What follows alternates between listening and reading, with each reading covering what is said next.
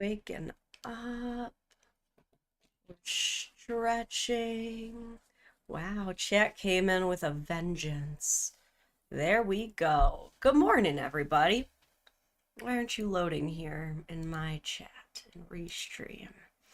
Let me repopulate this. Make sure it's coming up with the big text for me. There we go. Good morning, everybody. Look at that. Microphone's working. I'm on time. Good morning, DJ Omnificent. Good morning, Other Restrained. Good morning, Andrew. Good morning, Gamer Daddy. Good morning, Victoria Felix. Good morning, Unknown Caravan. Sarge is here. Hey! Oh yeah, this is gonna be a bomb stream. I already know it. All right. Let's just start off the jump with some housekeeping. Okay, there's a lot of people who watch these lives later and they don't really care to have the whole like us sitting around and being like, all right, let's make sure everybody gets in, gets comfortable. They want to just jump right in it, okay? So I'm Lauren. Welcome back to another Dadvocate stream, a stream that we try to keep pretty audio only friendly. Even though we are reacting to some videos today, I will do my absolute best to visually describe them to you in case you need to take your dog for a walk, or you're working, or you're at the gym lifting some weights or running on the treadmill. I got your back. You do not need to be glued to your screen staring, but if you do, I do try to keep it, pretty high quality there as well. The aroma of today is I've got the new Princess Tiana Bath and Body Works candle underneath the candle warmer. We are down at the bayou today, so to say. Princess Tiana is in fact my favorite princess. Very important for Dadvocate lore. And our theme of the stream is just a bunch of ridiculous videos. We are just gonna react to absolute slop and nonsense today. I have got quite the itinerary for you, but in betweenst that slop, I've got some wholesome stuff for you as well. So we're gonna feel so many feelings. It's gonna get weird, it's gonna get cheeky, it's gonna get adorable, and then it's gonna get weird again. And that is how this stream is gonna go. Another point of housekeeping. I love all of the Twitch cheers. If you do a Twitch cheer, it will show up on screen, but the chances of me reading it are kind of low. If you absolutely need me to read your comment, the absolute best way to do that is through super chats. And the first person to demonstrate how the super chat feature works today is Arceon with the 5. Thank you so much. Arceon says, before we begin, off topic, you mentioned Professor Neil had multiple baby mamas in a different stream. Where did you get that information? To answer that question, I got that information from Professor Neil himself, unless I have critically misunderstood his situation or confused him with someone else.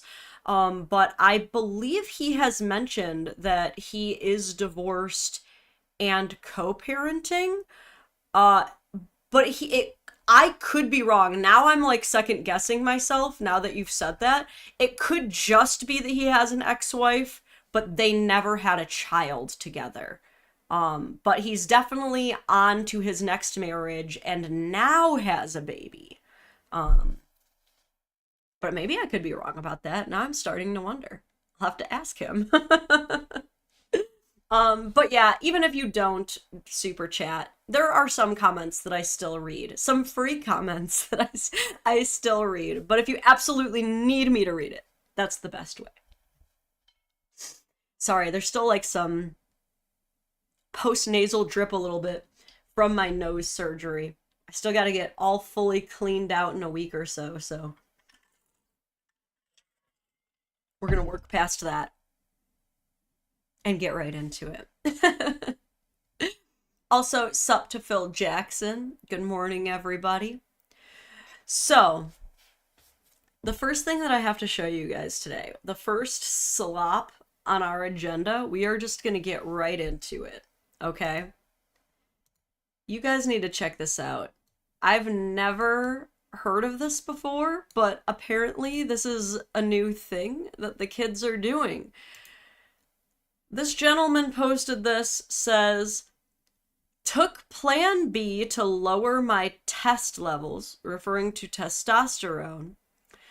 About to get prescribed 1,000 ng per dl of test. I am not going to claim to know what that fully means as far as the prescription, but essentially the new, like, dumbest jocks of the world who rely on nothing but bro science believe that if they take is contraception the right word for it? Yeah, contraceptive pills, emergency contraceptive pills, designed for either women or trans men who still have the parts that could necessitate it. They believe that this will temporarily decrease their testosterone, which they can then have tested by a doctor, who would then recommend an increase of testosterone so that they can get pseudo-legally but fraudulently prescribed testosterone so they can roid out, essentially. Oh no. Dylan Montgomery, thank you for the 2 for tissues. Whoa! That immediately appeared. Oh my god, thank you, Dylan. Wow, that super chat was amazing. Yeah, I have to see what's going on here.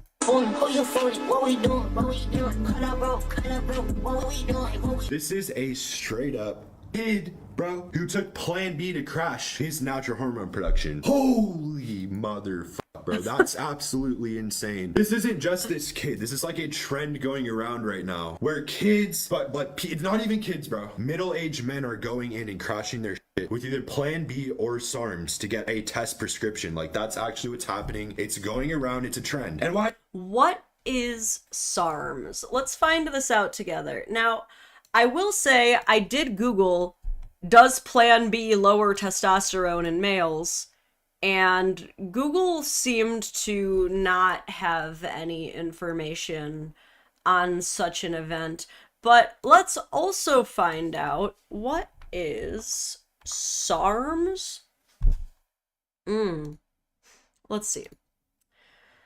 Selective androgen receptor modulators are a class of androgen receptor ligands that bind androgen receptor and display tissue selective activation of androgenic signaling. All right, someone's gonna have to, like, chat GPT this. It's essentially steroids, though. Is that what I'm kind of getting? They're like, maybe, is this like legal steroids? Therapeutic compounds that have similar anabolic properties to anabolic steroids. Okay, there we go. So essentially, like, these kids are just trying to get jacked.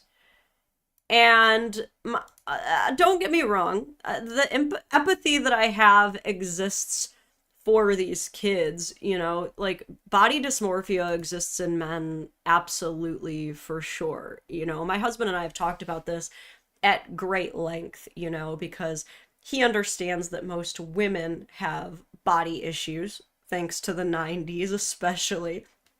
But, you know, men grow up with these unrealistic expectations of, like, super jacked superheroes getting made fun of for being short or scrawny as well.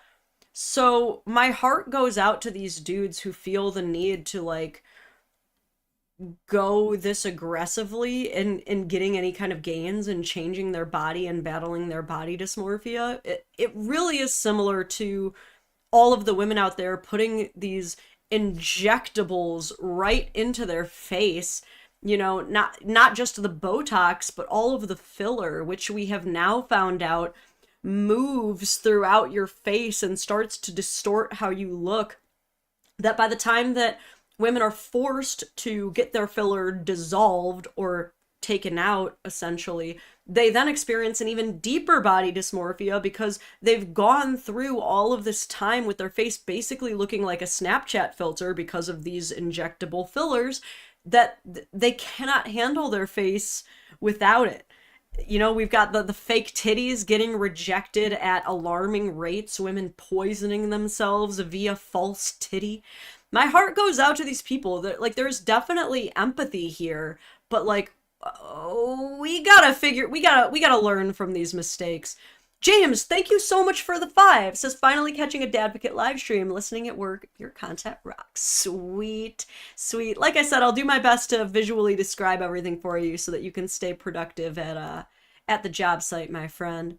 So this guy is going to be talking a little bit about why this might not work and why, in his words, this kid is cooked. I use it a trend because it works. You actually can do this and it'll fucking work, believe what? it or not. But if you do it, you are stupid.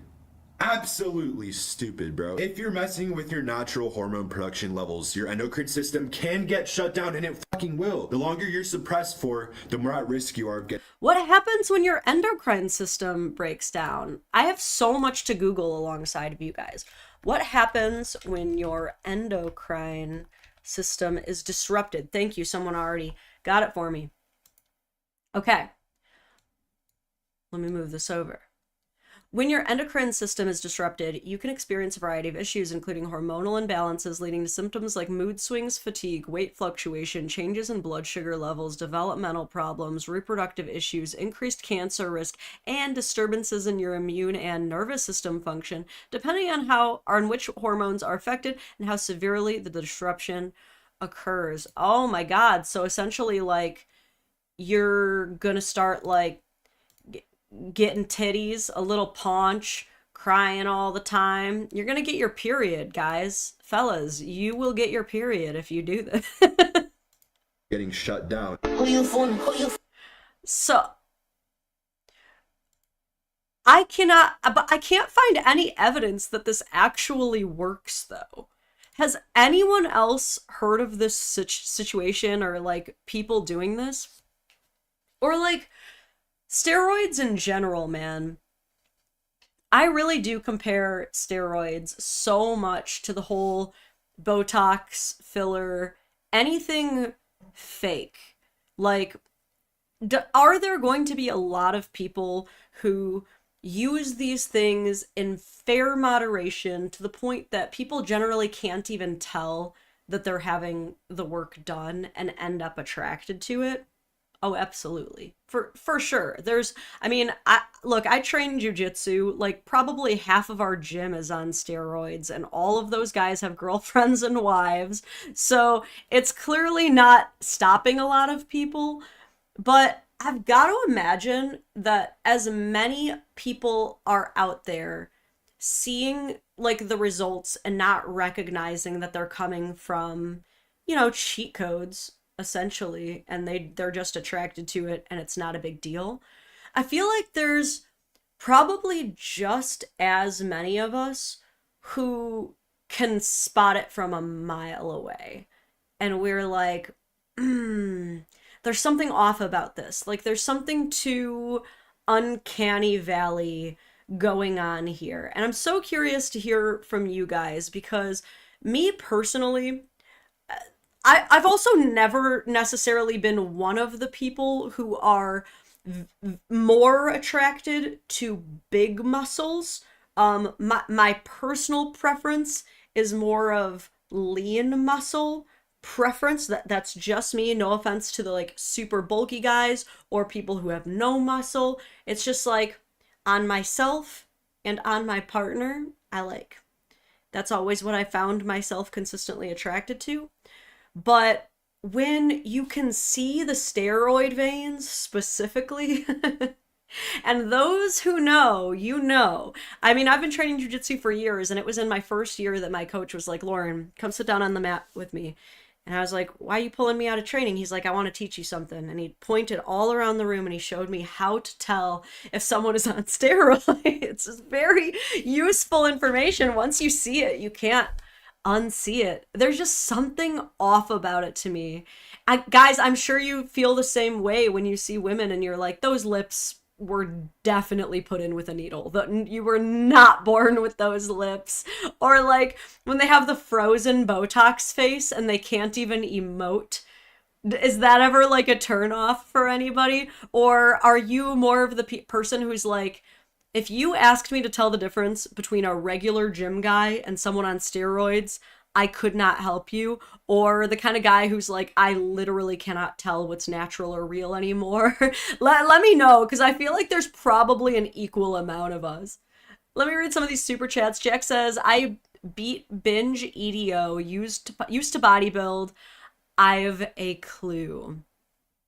I don't know what binge EDO is now. I've beat binge EDO. Is that, you mean, oh, eating disorder. So I don't even know if I'm allowed to say that on YouTube.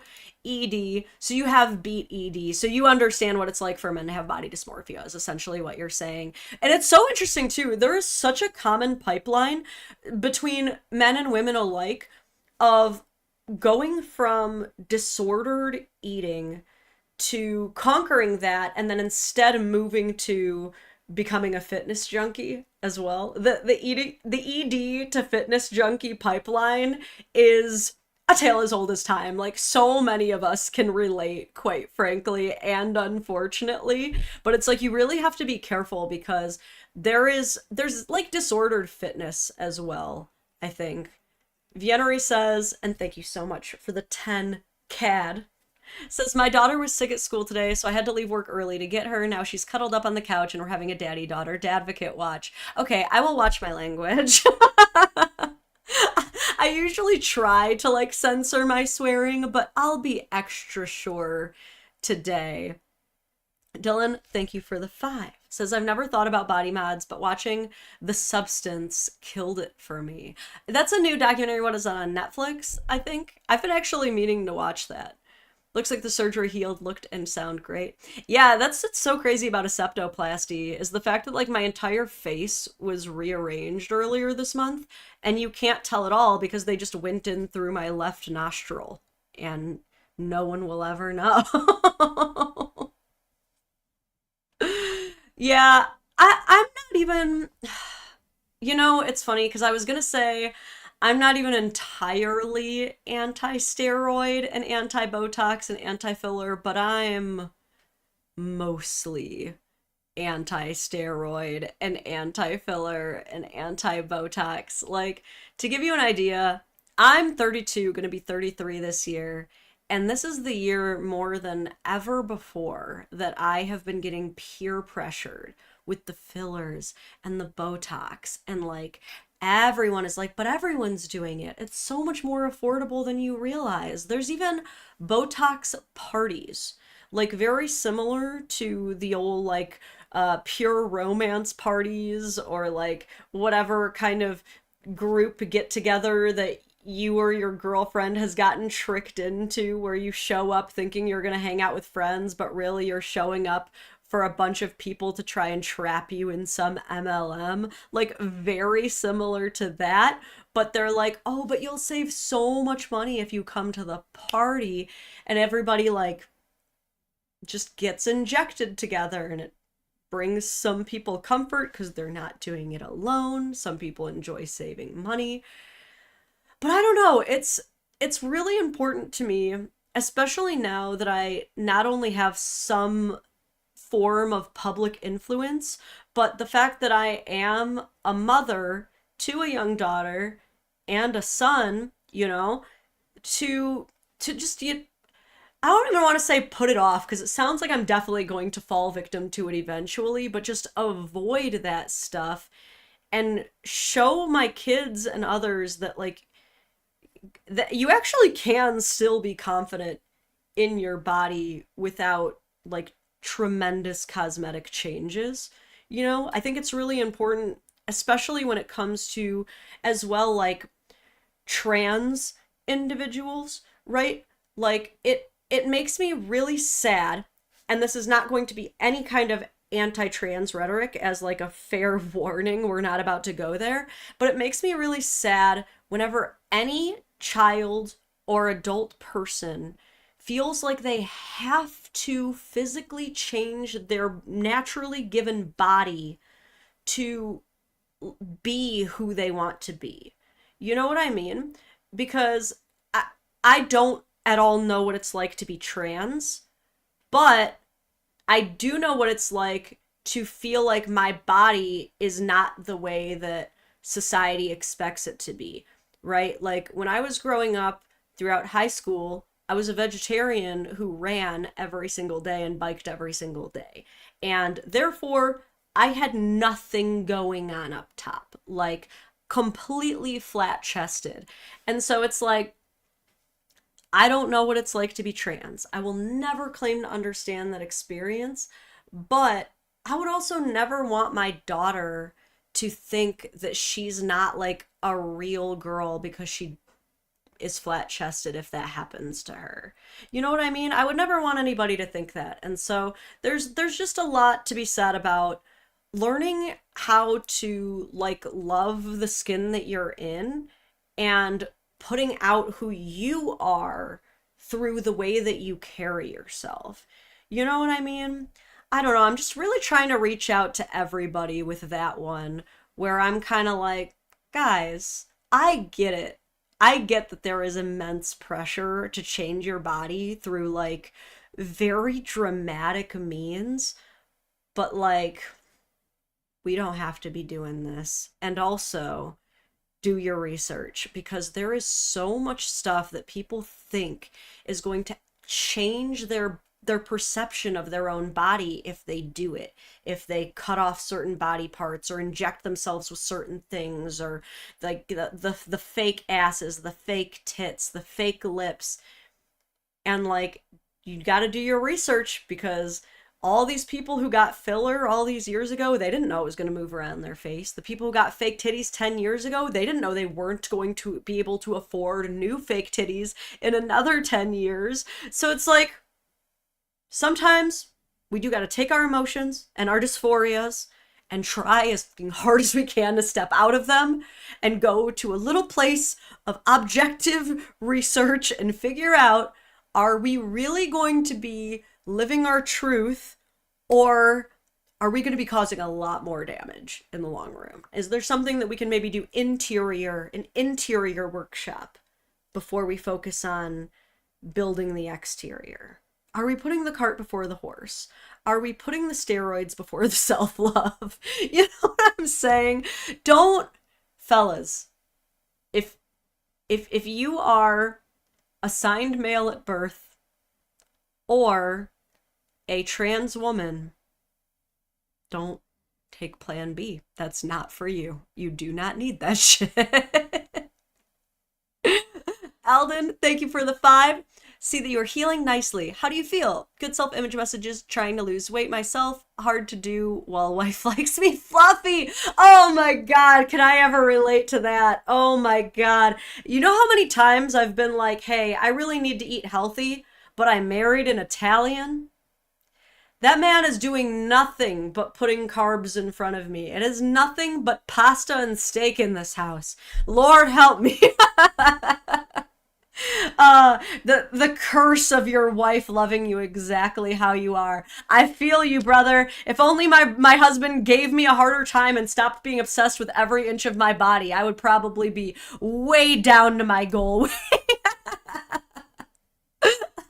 That's so funny. Champagne problems, my friend. Champagne problems.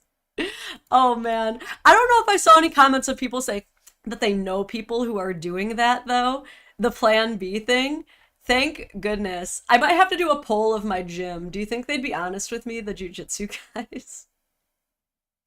Okay, let me start setting up this next video. I found it on Reddit, so I might have to change around how this looks on screen. I certainly do, but I got it all queued up for you guys. I don't know if you guys have seen this one yet.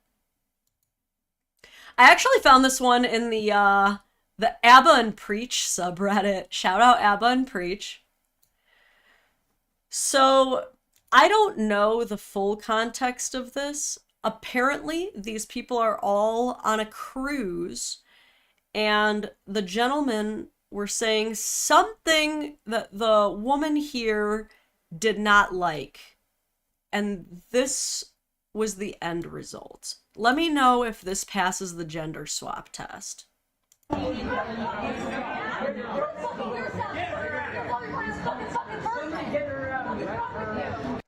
All right, I'm trying to understand what they said. It sounds like fuck you, fuck yourself. You're probably a fucking virgin. Tell me if that's what you heard.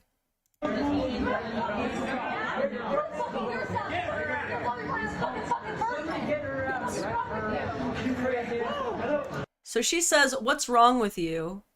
And then does this.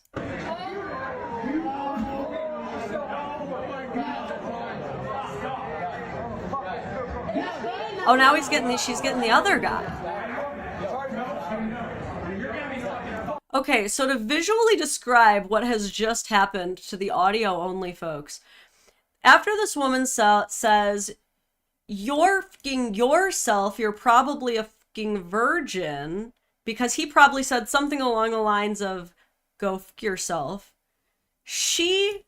Let's see if we can even like slow this down. No, it's not giving me the option here on Reddit. She takes a pretty full ketchup bottle, opens it, and the guy, like, no one's moving, but to be fair, I don't know if I would have a very fast reaction myself, right? Like when someone like does one of these, you know, like raises a fist, I think a lot of us flinch. Even like a hand, we get prepared instinctively. But none of us are ever prepared for a stranger that we're having a disagreement with to full on take the ketchup and start using it as a weapon. So this is not happening in slow motion, but I'm like digesting it in slow motion. It's amazing. I cannot, it's almost like this was staged. I'm certain that it is not because of the pure chaos of the situation. But the pure zen dharma-like calm this man has before the ketchup storm is blowing my mind. The way there is like no sense of self-preservation or self-defense, just, is this actually happening? And then she just I think he even starts smiling. Am I wrong, or was that a grimace? It could be either. This guy is just standing here chilling with his Red Bull. Everyone is so calm because no one can believe this is happening. But she is coating him like a glizzy. Like she is like her dream hot dog. She is covering this man in ketchup.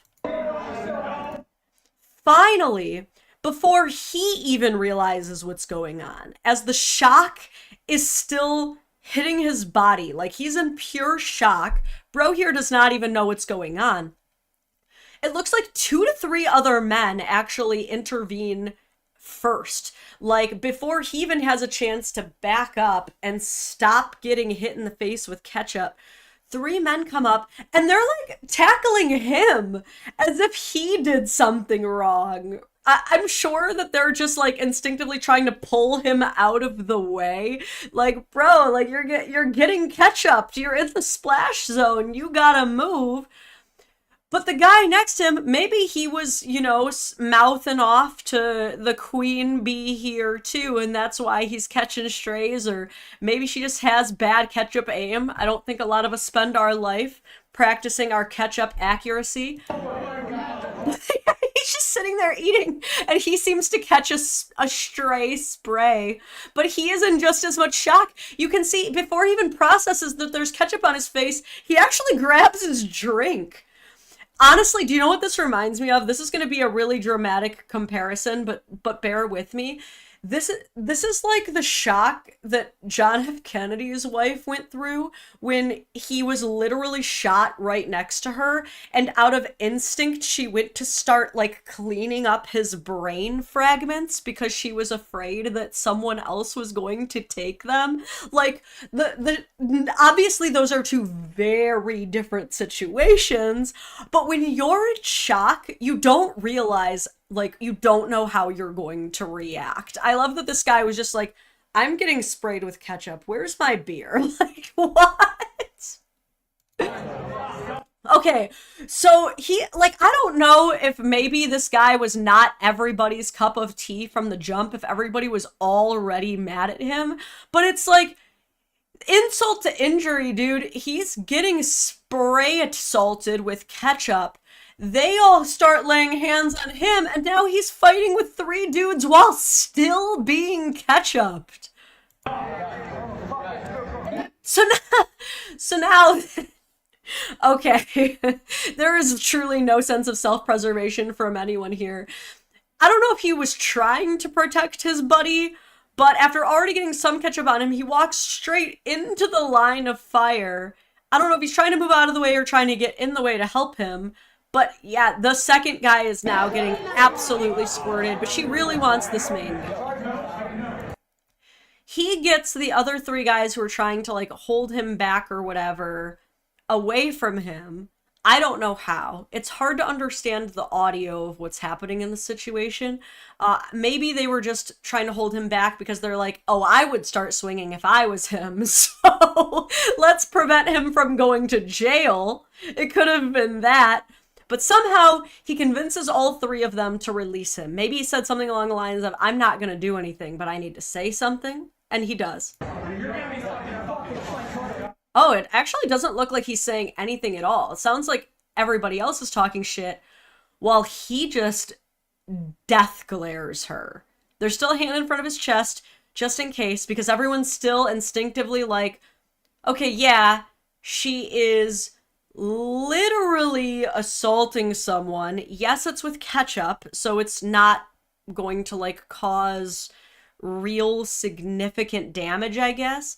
But it's very similar to the body cam stream we were actually watching yesterday, where the officer, he's getting swung on by this little girl, and he's like, it doesn't hurt, but I still have to charge her with assault on an officer. You know, like it's still assault. Just because it doesn't hurt as bad as if a man socks you doesn't mean it's not assault. She absolutely assaulted someone who was not assaulting her first, and everyone's protecting her.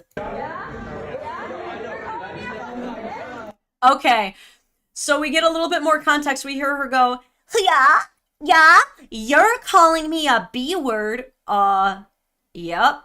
You know, people are legally allowed to call you a bitch. Like, there's absolutely nothing illegal at all about someone calling you a bitch. Actually, they can call you anything they want as long as it's not like actual slander, like actually a lie that causes significant reputational or emotional damage. But they can absolutely express their opinion that you're a bitch. What you're not allowed to do is spray food all over someone. Like, as well, not to like get too technical, I'm not this guy's lawyer or anything, but in addition to basic assault, you could also try to classify this as like food tampering, right? You're not allowed to mess with people's food at all.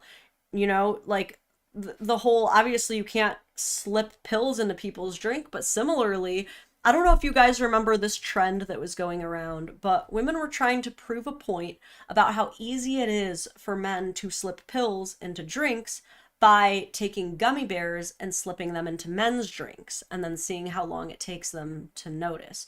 And on its face, it looks like a very noble, educational, social test, so to say. A pretty fairly harmless way of educating men on the dangers that women go through.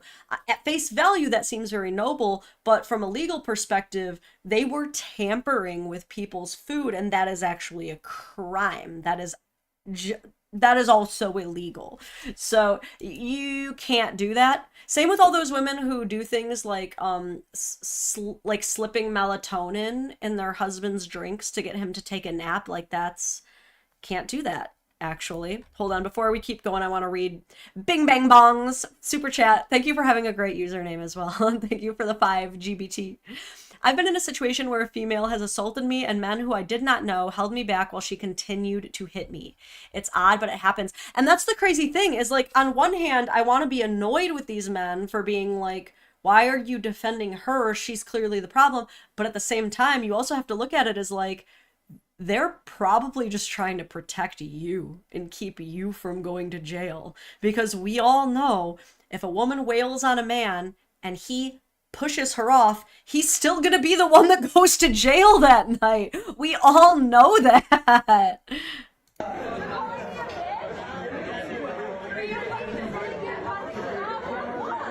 Okay, she's also drunk.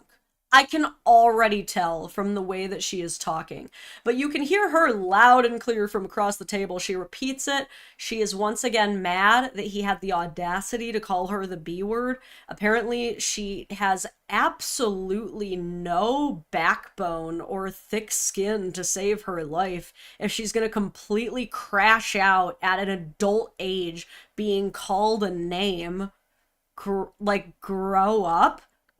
You're rubber, he's glue. Whatever you say bounces off of you and sticks right back to him. Didn't we like learn these like sticks and stones? Like, really now? And he's saying something, but he's not even yelling at her, at least not at all to the same decibel level as she is, because we can't even hear what he's saying. I'm imagining he's probably saying something along the lines of, yes, I called you a bitch. You can't just spray ketchup in my face, though.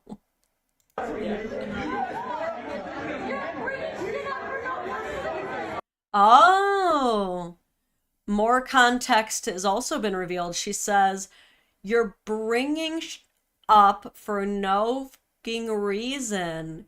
So he might be the boyfriend.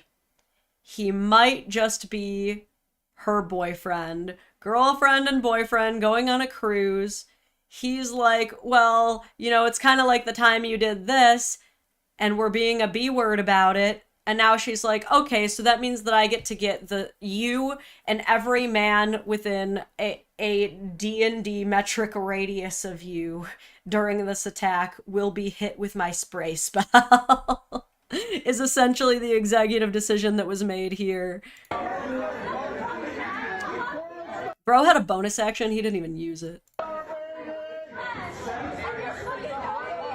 So we've got Headphone Guy, who previously was holding him back, but it seems like all of the masculine representatives in the room with us are deeming this man not a threat.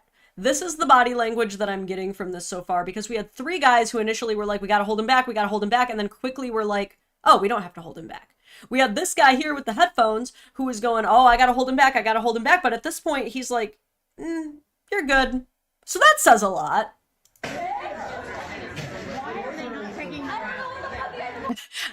I just heard a woman say, why are they not kicking her out?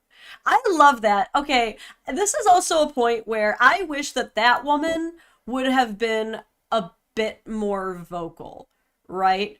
Because it's in times like these where, listen, it's oftentimes, way more than men's job to hold their fellow man accountable.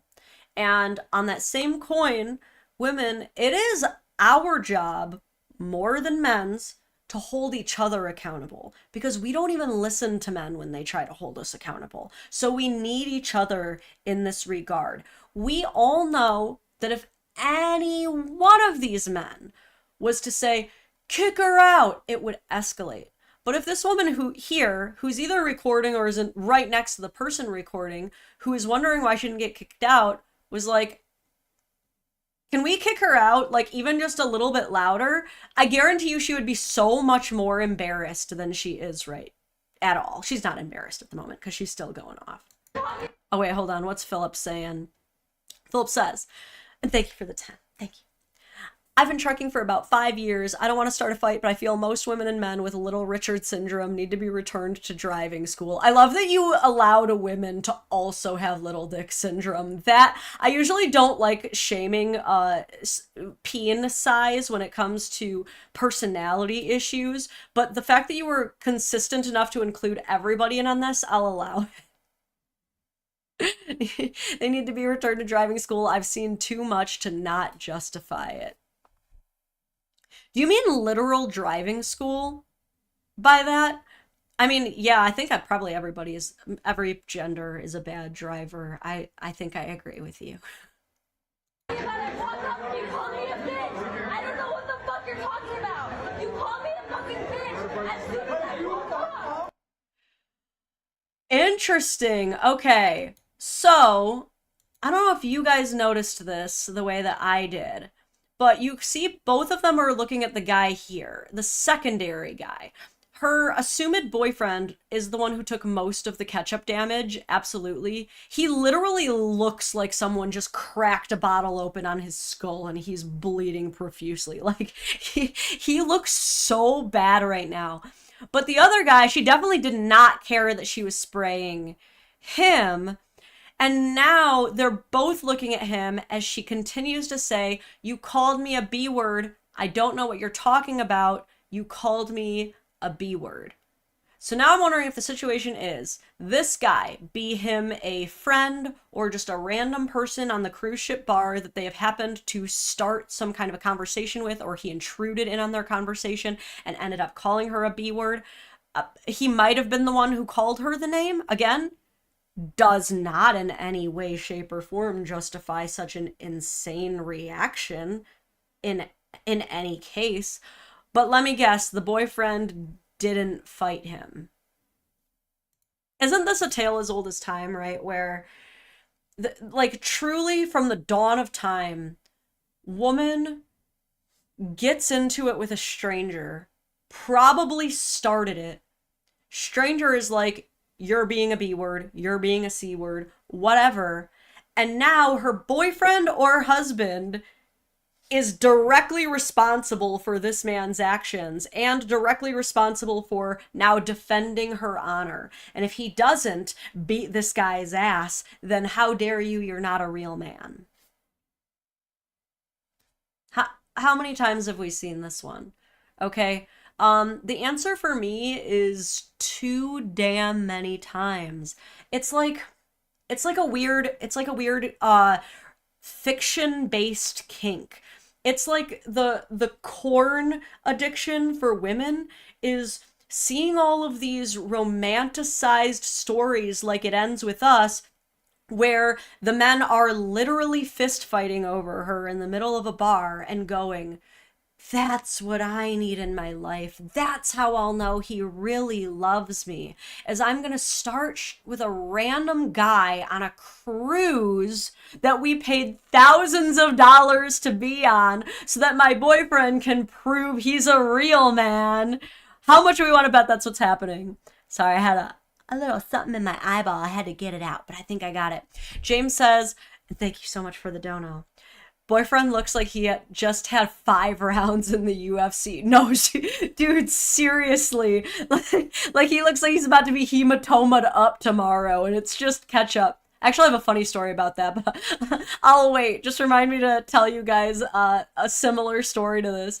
Samantha, thank you for your dono as always, Samantha. You're always so sweet. Getting name called does not give anyone license to commit assault. It's so childish. Truly, it's like I just took my kids on a play date at the mall playscape with their friends and the mom. And like we had to tell these kids who are 7, like, yes, I know you're frustrated with your sibling, but like you can't punch them. 7. And they're like, you're right. 7. Why are we still having this conversation at 27, 37? Chaos Shadow, so good to see you. Thank you for the super chat. It says, just arrived. What's the situation-based command? You actually got right in the middle of this video. He's okay. He's okay. It's just that this girl who got called the B word by someone and isn't handling it very well sprayed French's ketchup all over his face and this dude. And I'm sure everybody here actually caught some residual damage. Are you even... Who's gonna clean the carpets, lady? Did you even think about the wait staff that has nothing to do with this and is now going to have to be on their hands and knees desperately trying to... I bit my tongue a little there. Oh god, I'm okay. Desperately trying to scrub ketchup out from their carpets? No, we didn't think about that during our adult temper tantrum on the cruise ship. Let's keep trying to figure this out.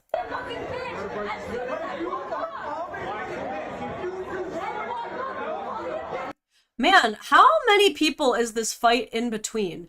The central issue seems to be, from everything that I have gathered, that homegirl over here got called the B word and thinks that it just entitles her to causing a massive scene and not getting kicked off the boat. And yet, these three guys keep running up, like, trying to keep it going. The guy who might have called her a B word is just over here still chilling. This guy who originally tried to keep him off of this girl is now holding him back. I don't know what he's so mad about. Dude with the headphones is just like, man, I'm just trying to chill. He is smiling, isn't he? I couldn't tell at first if he was grimacing or smiling, but he's used to this. At this point, he is like, oh, yep, she's doing this again. And so I don't know if he's smiling because he's like old hat, or if he's smiling because he likes to antagonize her and this is like a toxic dynamic. This is all too much for the cruise ship, though. Shadow says holsters ketchup and mustard, puts on shades. I'ma paint me a witch. I would be so happy. I would be so happy if the same woman who was like, why isn't she getting kicked out yet? If by this point was just like, you know what? I'm gonna go get her and just catch up to her. That would make me so happy. I know two wrongs don't make a right, but at this point, let's just go nuts. Jamel, thank you so much for the 10. Hello, Lauren. I'm a huge fan of your partner shaming series. Oh man, I hate it. I hate my partner shaming series. I need more partner praising. It's the worst. But I will say, I honest to God think that we have reduced partner shaming in the world as a consequence of it. And I'm saying we because it's like, yeah, I started making the videos like 2 or 3 years ago, but if it wasn't for you guys endorsing them, we would not have been able to make partner shaming so uncool. But like men, women alike have now learned to hate partner shaming, and we did that. We really did that. I'm proud of us. Anyway, this guy's getting partnership. Oh yeah, he's pretty covered. The guy next to her, yeah, she got them both. Damn. I can tell he's drunk because he's doing the like, you know what I mean? I can tell he's also drunk. The woman said again, kick her out. But wait, now is this the boyfriend? Because now we've got this guy standing like super close to her, almost trying to de-escalate the situation. Wow, I might have been wrong. So she just ketchuped two random dudes talking about you're bringing stuff up for no reason. So apparently she just doesn't like when people engage in conversation that's not the exact way she wants them to. What? Alden, thank you for the super chat and enjoy work. Fluffy out. Gotta make that bread for the wife and my 9-month-old. Aww. The babbo. Yes, I hope you have the most amazing shift. And if you can, get some headphones on. Keep chilling with us.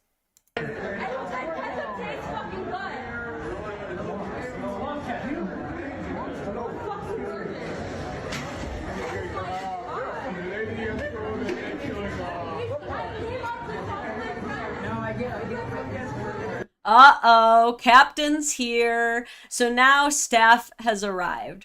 She has backed away from the table. I'm assuming this is actually the boyfriend. So she just dumped ketchup on two random guys who called her the B word at the table.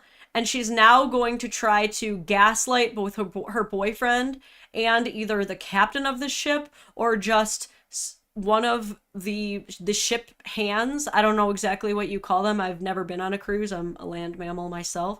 But someone who is working actually for the cruise. She's now going to try to gaslight them both that it's okay that she did what she did because they called her a bitch. Hey, can I order some fries? You know what though? Very valid, because it's like there really are people waiting on refills and waiting on their orders here, being completely cast aside. And isn't this always the case too? It's always the worst kid in class who ends up getting the most attention because they can't stop acting out. Meanwhile, everybody else who's doing what they have to do are like missing out on that critical one-on-one help from the teacher because the one bad kid is stealing all the attention away. Oh my god. Fancy RPG, thank you for the dono.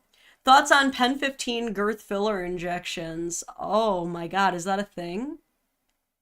I'm gonna look into that later. Probably the same thoughts I have before, that there are probably some people who wouldn't notice that you're doing it and would like the effects, and then some people who are like, you do what now?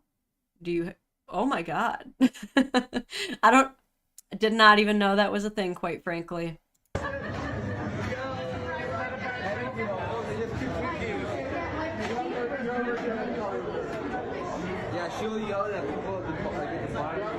Dang. I don't know what that guy said, but he just...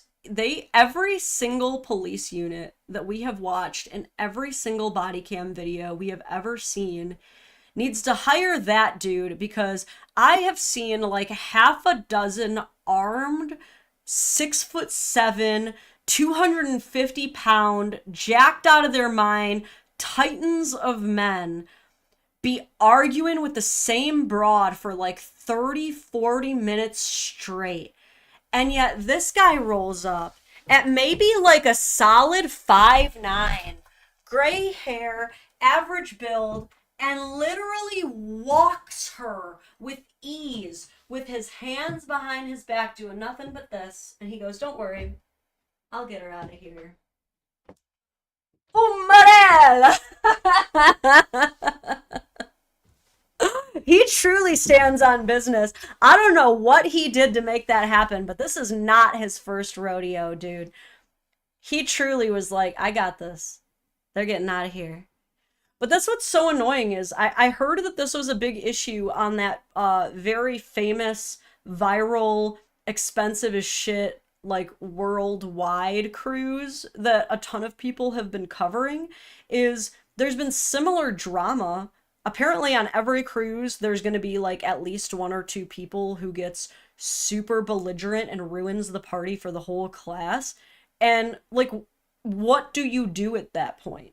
Because like, you can't just simply kick them off the ship. You're out at sea. I have to ask, do cruise ships have a jail? I know they have a morgue.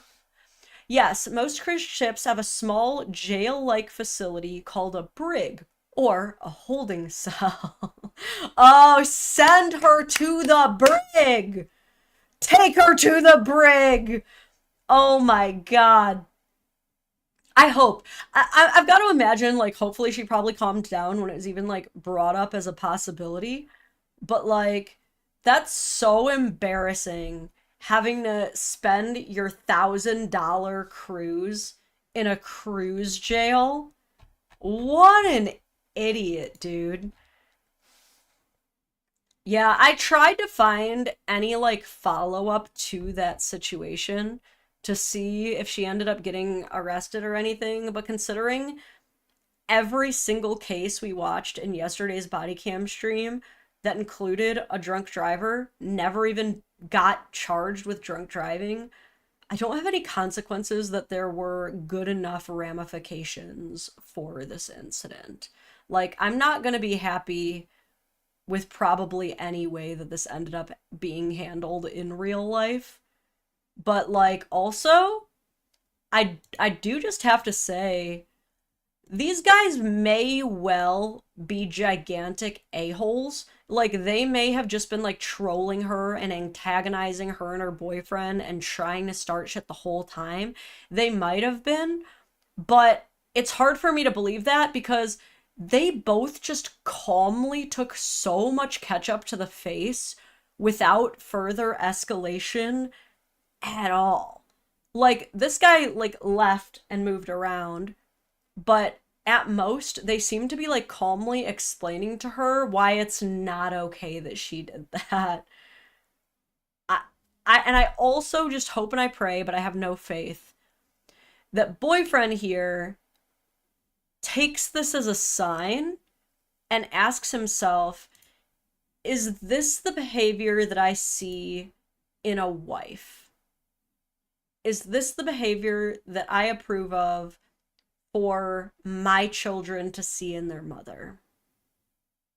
Because it's all fun and games when you're young and in your early 20s and you're just trying to have a good time and a wild time, and you're kind of throwing caution to the wind. You're not really living a life of being responsible for other people yet, but you can't change that behavior, right? Like, even if you put a baby in her, it's not going to magically make her responsible. The type of woman who goes apeshit at a cruise bar and starts spraying ketchup all over strangers and gets you guys both kicked out and sent to the brig is gonna keep doing that long after you have children, or put a ring on her finger, or get a mortgage with her, or put yourself in a position where you would have to completely split assets with her and or pay child support and alimony after the fact. So, like, let's take a lesson here, fellas. We can't save these hoes. Only God can save these hoes, but we can learn from these hoes. Okay? Lesson learned. Okay? If you are ever getting ketchuped, you be like these people. You don't ketchup back.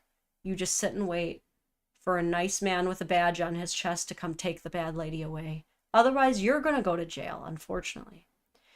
If you are a young lady in this world, just trying to have a good time on a ship, and a bunch of dudes start antagonizing you, calling you names, and it doesn't make you feel good, you walk away. You simply leave the situation. They can't keep following you, right? Like, it's not like they're going to follow you throughout the whole cruise ship. And no, they shouldn't get to dictate where you do and don't get to hang out because they're being a-holes. Sure, go talk to management or something. Don't start spray and wasting the ketchup too, and wasting the product. Okay? Just wasting perfectly good ketchup, making the floors a mess, hurting people that didn't even hurt you as a consequence. No, not wife material. Okay? If you're the boyfriend, break up with her. I understand that there's very little that he could have actually done in this situation, right? If he lays hands on his own girlfriend, he's going to the brig. If he lays hands on either of these guys, he might be getting knocked out or worse. Okay? So he probably did, in that moment, all he really could do, which was try to verbally de-escalate and gently redirect her physically. But, like, dude, you also have to break up with her. You have to, because, again, she's not going to change, especially if she gets away with it, especially if she gets enabled in that moment. It only makes them more powerful.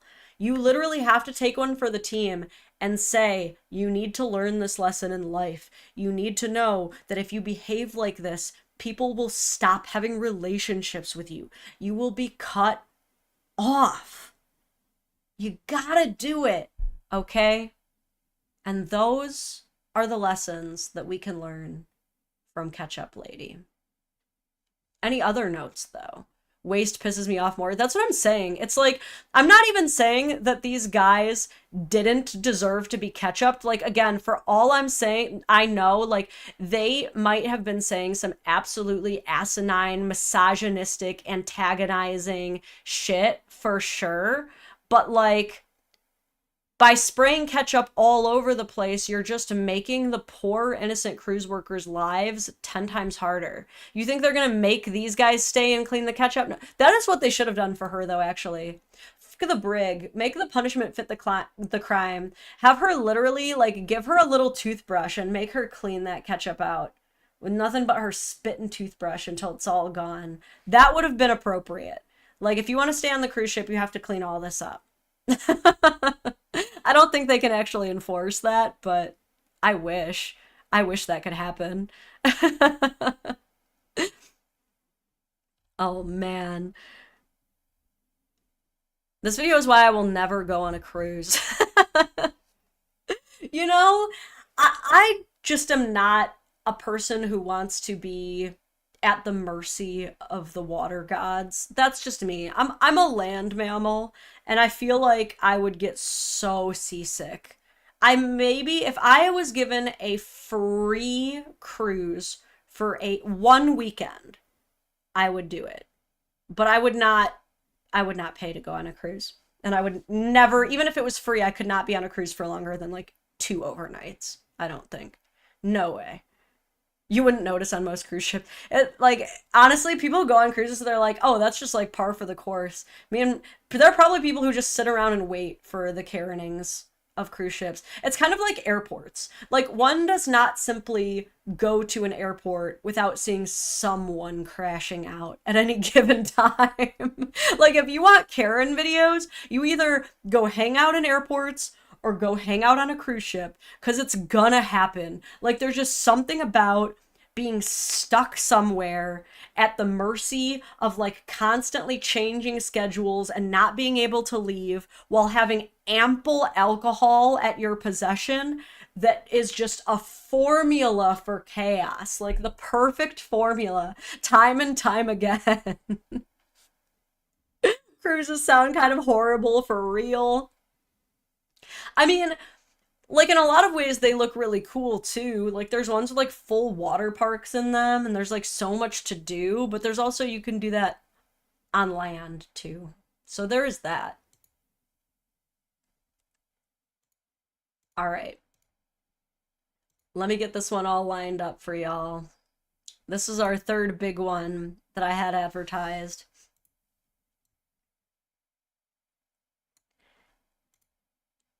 This says, he dropped his wife off at her high school reunion, and she said this. Alright. Have fun, call me if you need me. Alright, some of these guys fingered me.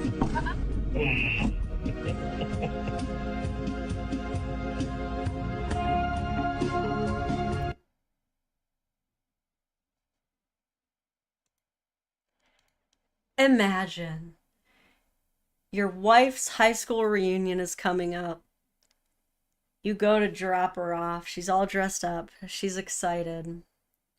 You're about to drop her off for the whole night. You have no idea how late she'll be out. She'll probably be drunk when you pick her up. And as she's leaving out the door, giddy, excited, maybe too giddy and excited, she says, some of these guys have fingered me.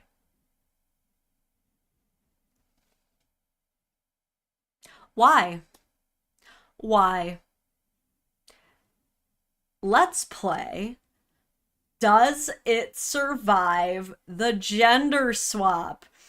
Always a very easy, almost too easy way to point out when something that a woman thought would be cheeky and cute because she's pretty enough to get away with it is actually just disgusting behavior, is to put it through the gender swap, okay? Let's imagine it's your husband's high school reunion. You're gonna go drop him off, and he's like, I finger banged so many of these girls. All right, bye, babe. Would he or would he not be decimated in the comment section? I can already see it now. May this love never find me. Oh, girl, he hates you. The disrespect. I could never. My man would never say this. I can already see it. But she truly thought that that would be a cute and funny thing to say. And what's so ridiculous is, like, you go in the comments and there are women who are like, oh my God, she's clearly joking. You guys are so insecure. You guys are really going to be insecure by something a high school boy did. Oh my God, you're so insecure. not the response I can promise would be had if a man did the same exact bullshit, dude. And, you know, I was gonna keep this story just for a Patreon exclusive during the Dadvocate origin story, which is only available for Patreon and YouTube members, but I'll tell you the story in a vague way. So, there's no way of doing it in a vague way. I'm trying to think of how I can, but we're just gonna have to do it. I'm going for it, okay? So, there was once a time that I went to a mom's night out that was organized by the school that both my daughter and my stepson went to. Okay? It was at Cooper's Hawk, a winery. And we get there, and someone that my husband used to date also arrived for this mom's night out. And as she's getting drunker and drunker and sitting around the table, she for some reason starts bragging about like all of her various like sex exploitations, like her various sexual crusades, all of the dicking that she got in. There are people, unfortunately, who really measure their value in like dick or vagina that they have managed to gather, like Pokemon cards. There are. She was like talking to her friend about like, oh, you remember the banker, and do you remember like this guy from the soccer team? And I'm like, this is weird. No, literally no one else is talking like that. But then she goes, oh, and remember how I had my ex-boyfriend stay the night during our high school reunion? And that's when I started doing the math, because I remembered her having a high school reunion very shortly after her now husband proposed. So I was like, so you were engaged when you had your ex-boyfriend from high school spend the night at your house after your high school reunion. And then I remembered, because this was a woman that my husband happened to have dated in the past. He told me that she cheated on him with her ex-boyfriend from high school. So I come home from this mom's night out and I'm like, hey, by any chance, was the guy she cheated on you with this name? And he looked at me with such shock and he's like, yes. Now, how in the world did that come up? And I was like, it seems it has happened again. It seems this is just a Lotsie. So when I saw this video and I remembered that story of a certain person's high school reunion and what that means for her now husband, who I'm sure does not know about this story, I was like, oh, I don't know if it is a joke. I don't know if it is a harmless joke, because as it turns out, a lot of these high school reunions really are just a breeding ground for trying to throw your lure out there and seeing if anybody who used to be interested in you is still interested. Okay? I'm not saying for everybody, but I am saying that was only one kinda slutty high school reunion story I've heard. I've heard many more. I've heard from so many people, yeah, my high school reunion, the most random people ended up going home with each other. Okay? So, for many reasons, I can't think of a single time where bringing up anything sexual you've done with other people in the past is appropriate unless your partner is like really unironically into it and likes to hear about it. But like, guys, not as you're dropping her off to the high school reunion. Just, it's not gonna make your partner feel very good, and for fair reason. Okay? Breeding ground phrasing. I mean, I'm just saying. Yeah, I graduated in 2010. So if you do the math, my 10-year reunion was unfortunately quite canceled.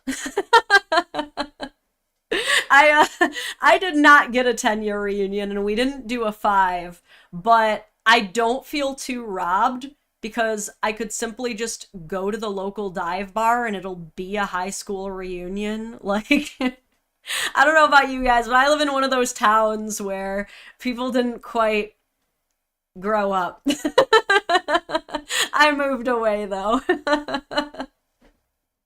Oh man. So yeah, our lesson from this video is, unless your spouse explicitly tells you, I want to hear about the sexual things you've done with other people in the past in gross explicit detail, and then you've double checked with them multiple times, are you sure, or is this a trap, and you can confidently tell that they want to hear about it, you probably never should, under any circumstances. I made that clear to my husband very early on. I was like, look, you came with a son, so I know that you're not a virgin, but I don't need to hear about like things you've done in the past with people. It's just not something that appeals to me, really. I know some of you feel differently. Some of you guys are like, I need to know the body count. I need to know where she's done it, what she's done. You don't. I know you think you do. You don't need to know that stuff. Just, you need to know, do you have any addictions? Are you addicted to it? Have you done it so many times that you feel desensitized? Are you clean? Have you ever received an STI or STD? Do you know how to have safe sex? Like, these are the things that you should really be focused on, but the details, don't want to know. Don't need to know. But I now know, at least about this other person's life, way more than I ever needed to. But, you know, good for her and the entire soccer team, it sounds like, for the pass around. We love to see that for them. All right, Aaron, I have to know, why do you need to know the body count? Like, what about the exact number makes a difference? You know what I mean? I'm curious. My wife had to point out to me that last year was my 40th reunion. I'd totally forgotten about it, says Inane Glory. Your wife did not need to point that out.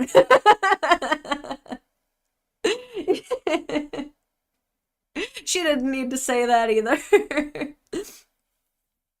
Steven says, the couple I'm friends with has an open relationship. He doesn't want to know anything that happens. She wants every detail and video if possible. Oh, she loves the lifestyle. She's loving it. She's like, can I watch? And he's like, don't ask, don't tell. That's so interesting how poly people have so many different ways of practicing it. I'm just a boring old monogamous person who doesn't let anybody touch what's mine. And I love it. Oh man. So yeah, enjoy that little bit of Dadvocate lore. I do not know what compels people to go around getting drunk, bragging about their sexcapades, but do you, I guess. Oh, Shala says, the reason body count matters is because it's important to know how many evil exes you'll have to fight. You know, I guess I admire your Ramona Flowers-esque commitment to battling them all. I would like to fight 0 exes. Me personally, if I come into the picture and there's an ex trying to make my life hell, I have no interest in entertaining that. Although I definitely did that for my husband, I will say. I did that for him and his son. To be fair, she was a lot more chill in the beginning. I did not know that it was going to get a lot worse. By that point, I was in too deep. I had to fight the demon. James says, as the great Dr. Drew and Adam Carolla said on Loveline, less history, more mystery. I don't know if that's true. I feel like 10 years in with TJ, I am still learning the most random details about him. I'm like, wait, I had no idea you did that or had that experience or were interested in that thing. There's still some mystery, I think. Not a lot, though. Samantha, thank you for another dono, says, I recently had to defend my man and make a claim. Oh, no. That sounds like a whole story time. Email me. Okay. For our next video, let me start getting this all queued up. Okay. Shrinky dink this down a little bit. Viennery, thank you for another one. Says, body count shows a pattern of behavior. It means that they are more likely to leave you, that you're just another notch, along with a higher chance of disease and potential for false paternity. I think that's valid to an extent. Like, because I don't know what number I would be looking at, but I think that's true to a degree. There's also some people who just were single for a while and ended up getting a higher body count, but they've always wanted to settle down with one person. It just wasn't working out with all of these people. It doesn't necessarily mean that, like, okay, well, so your body count is 40, so that clearly means I can't trust you and you're going to give me diseases, because they might be like, well, I was monogamous 2 separate times for multiple year periods, but also had, 2 to 3 years single collectively in between those 2 long-term monogamous relationships. You know what I'm saying? So there's nuance for sure. Cash Shadow said, if I had to fight evil exes, I'd be done after round 1. 0 patience to fight 7 dudes who clearly want to flex. I'll take that cool sword at the end, though. You don't get the cool sword unless you fight all the dudes. I mean, if we're following this made-up world that we all just made up in our heads. Okay. So, I'm so curious to hear what you guys have to say about this one. I'm pretty torn myself on how to feel about this. So, audio only crew, what we are looking at is a video that a man took that a woman uploaded herself. And it's a video of herself at the gym.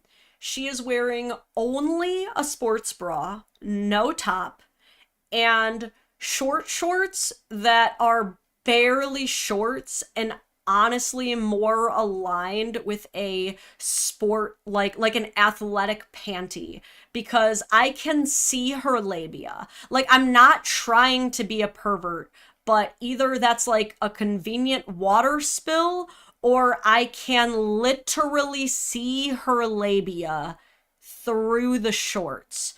I'm not even trying to look. It's just that's what she has presented to all of us. Like, gay, straight, bi, asexual. We are all forced to stare at the labia, okay? It's not an innie, it's an outie, and it shows, okay? At the gym. And this is one man's commentary. So here's the problem with girls at the gym dressing like this. Like, I am so going to get called out on social media because I'll see a girl walk in the gym and I'll see her wearing some crazy outfit. And the way my brain works, I'm looking at it like just staring. Like, what the heck is she wearing? Like, did she think when she came out of the house, like, I'm wearing this just for me, just so I can feel sexy and special. Makes me, there's no way that's comfortable to train in.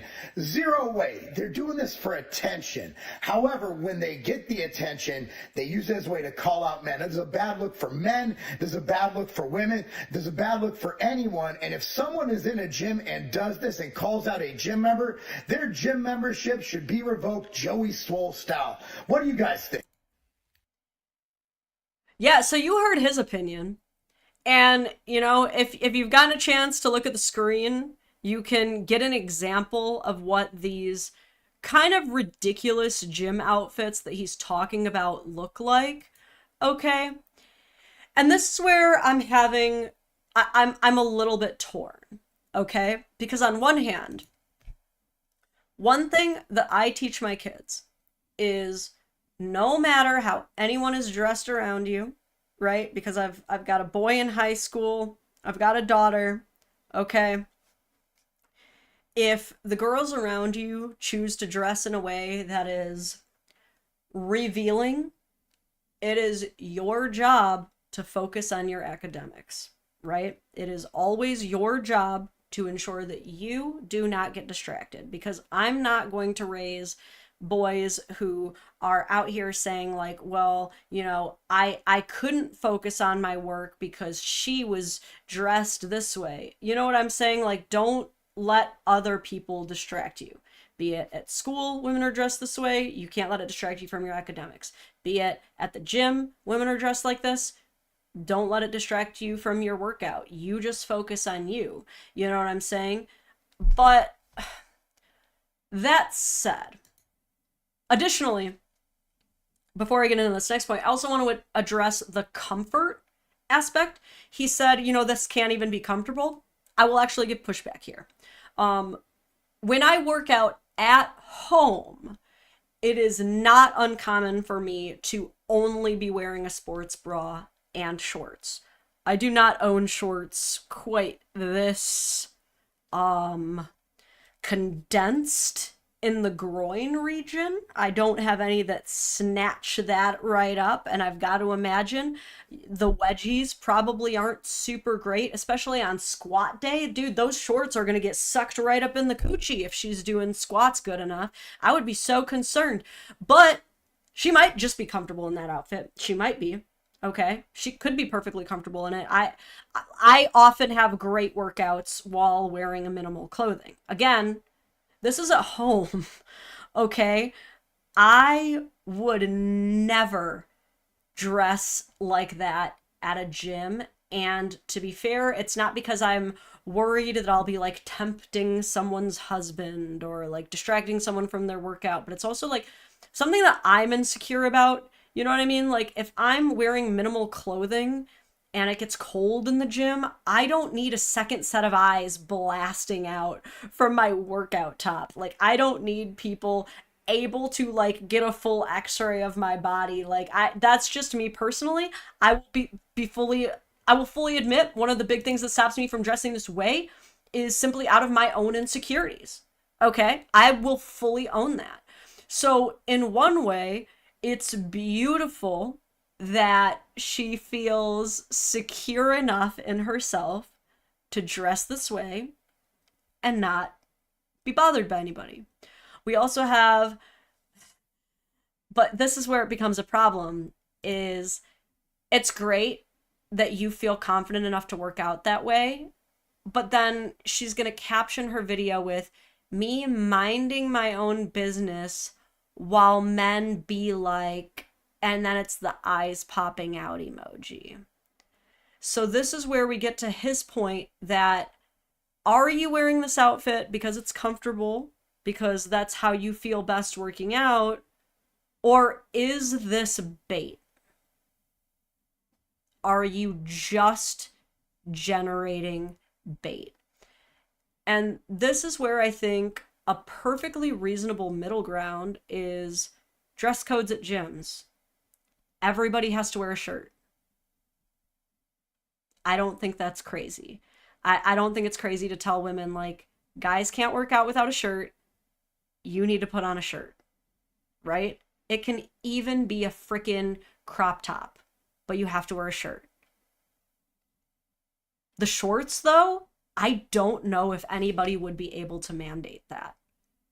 What are you gonna do? Have a 2 inches above the knee, like, Catholic school rule when it comes to shorts? Like, you can't control this. Unfortunately, if she wants to show off her absolute camel toe to the world, that I don't think is very enforceable, because compression shorts, leggings, all that stuff is legal, but, you know, sometimes you can't help it if your shit gets snatched up from the inside and it's visible from the outside. So this is one of those situations where, like, getting her to throw on a shirt might minimize this a little bit, you know, because it'll at least make her self-aware, like, hey, it's, like, just the gym policy. Guys don't get to walk around without a shirt either. You just have to wear a shirt. But I'm also not that big on, like, mandating outfits or telling people that they have to, like, dress modestly. I do believe at the end of the day that everybody has the right to dress as slutty as they want. Honestly, if people want to dress slutty at the gym, as long as they are not literally revealing their entire private parts to strangers or flashing people, we all have to deal with it. We got to just learn to deal with it and work out around it. And now here's the thing, though, is she deserves to get this Joey Swole treatment. She deserves to have every video she makes like this stitched by people with millions of followers and shamed and put on blast. I think she deserves to be kicked out of the gym. I think that they deserve to qualify this as, like, you are harassing the members of the gym.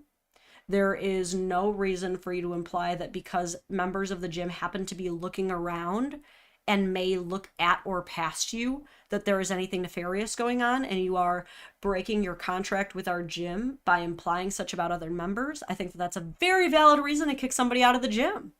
You know what I mean? Like, by all means, I think these are some things the gyms could do to prevent it, is, you know, either not even allowing recording in the gym or having them sign a contract like, I am not going to disparage other gym members online or make accusatory inferences about them. That might be valid. Sure, it might put you in a position where, like, oh, so I'm not allowed to call out people if they really do harass me. Like, I could see that catch-22 coming in, but this is a big reason why I don't go to big gyms like this very often.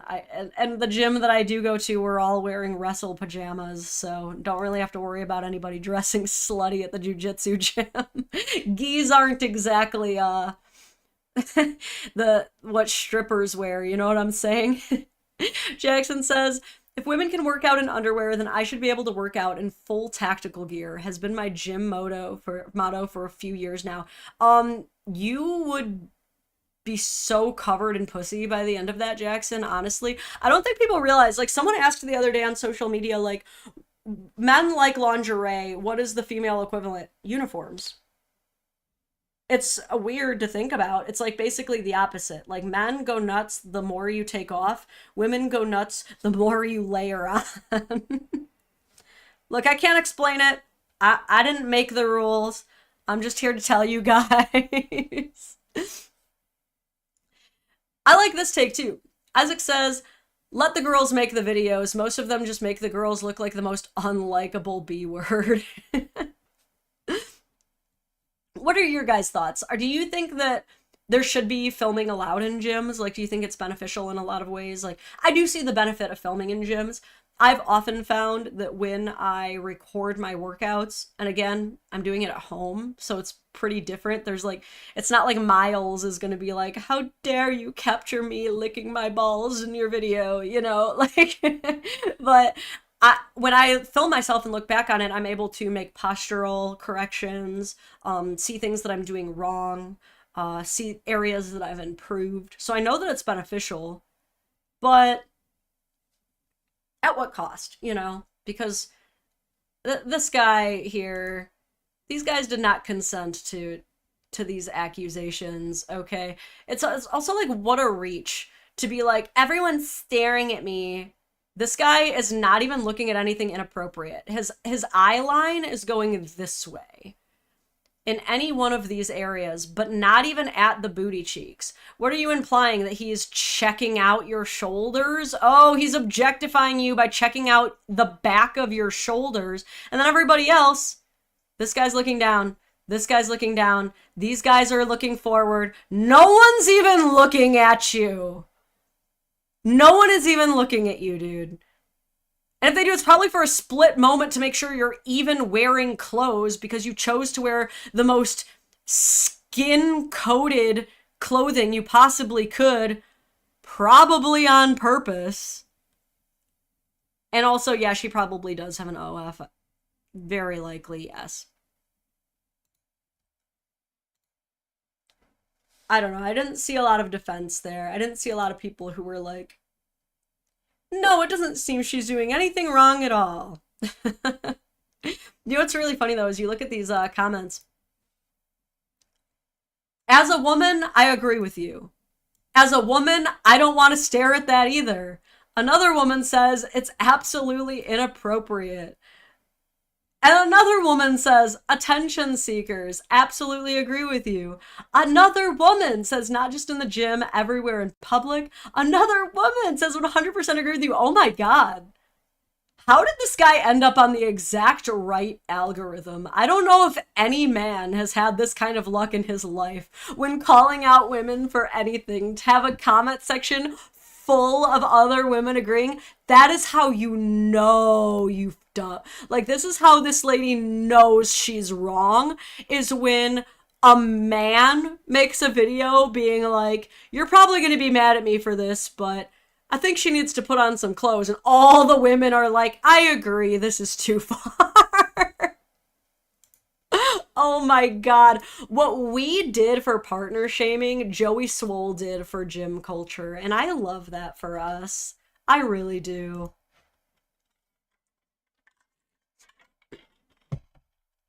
Okay. I have one that's going to piss you off, so let's start with our first wholesome break. Okay? This one might make some of you mad still. It didn't make me mad, though. I thoroughly enjoy this. Okay. Let's just jump into it. Jason, I thought you said we were having chicken parmesan. What? We are. What is that? Chicken parmesan. Jason, what? Jason, are those... Did you make chicken parmesan out of dino nuggets? Yeah. What? Why would you do that? Incredulously. Of course I did. You can see with your own eyes a cooking sheet full of chicken nuggets with Parmesan. Yeah. Babe, that's the only chicken breaded stuff that they had at the store. I had to get those. I find that super hard to believe that that was the only breaded chicken they had. Me Did too, you but even it's look? fine. Yeah. And all I went right to them. all... Oh. He's gaslighting her so hard, and yet he's fine. He's also got the craziest matching patterns. I've never in my life seen rainbow pineapple with cow print. But he goes, it was the only breaded chicken they had. And she's like, I don't think that's true. He's like, well, it's where I went directly and immediately, and then I found them. So. Oh, so all they... Okay. So you chose dino nuggets for dinner. I thought about it, but I was like, I'll get the regular patties. But then I was like, you know what? They're probably out. So I just went right to They're these. probably out. Mm-hmm. That's right. Did you check for anything else? We went from they didn't have them to they're probably out. This man is using every one-star DoorDasher's mantra so that he could achieve his dreams. But sometimes it's called a little white lie. If it leads to the greater good, sometimes you gotta lie to your spouse. I know. Because I didn't want to waste time going all the way back and forth, back and forth. Why would you make... Babe, because it's way good. Look how fun dinner is. I don't... Okay. Great. Can't wait to eat my dino nugget chicken parmesan. Really? What's the problem? What are we... Thank you for dinner, babe, is what I think you meant to say. You know you're gonna smash, so stop playing. 6? I feel like you don't like this. Whatever, this better be good. That's all I'm saying, because I can't Babe, even... when are not the dino nuggets not good? Don't even be silly. Come on. I don't know, like when you're an adult and you can eat real chicken, but you eat dino nuggets instead? Hell yeah. Babe, why wouldn't we have dino nuggets? It's ridiculous. I can't even believe that you You know, I trust you to go to the store and be an adult, and these are the things that you do. I am an adult. This is why you can't be trusted. What do you mean I can't be trusted? I Listen, made look at what you a did. wonderful meal. You made dino nuggets! The chicken parmesan. Oh my god. She's going off on how she can't even trust him anymore. As if she just found out that he had a 9-year-long affair because he made a dinosaur chicken nugget, chicken parmesan. She goes, they're dinosaur chicken nuggets. And he goes, it's chicken parmesan. I feel like I'm waiting for... Thanks, babe. Yeah, The nuggets look scrumptious. that's not gonna happen. Come on, I'm excited on Sunday Fun Day. Alright, well, enjoy your chicken parmesan, I guess. That is not going to be an issue.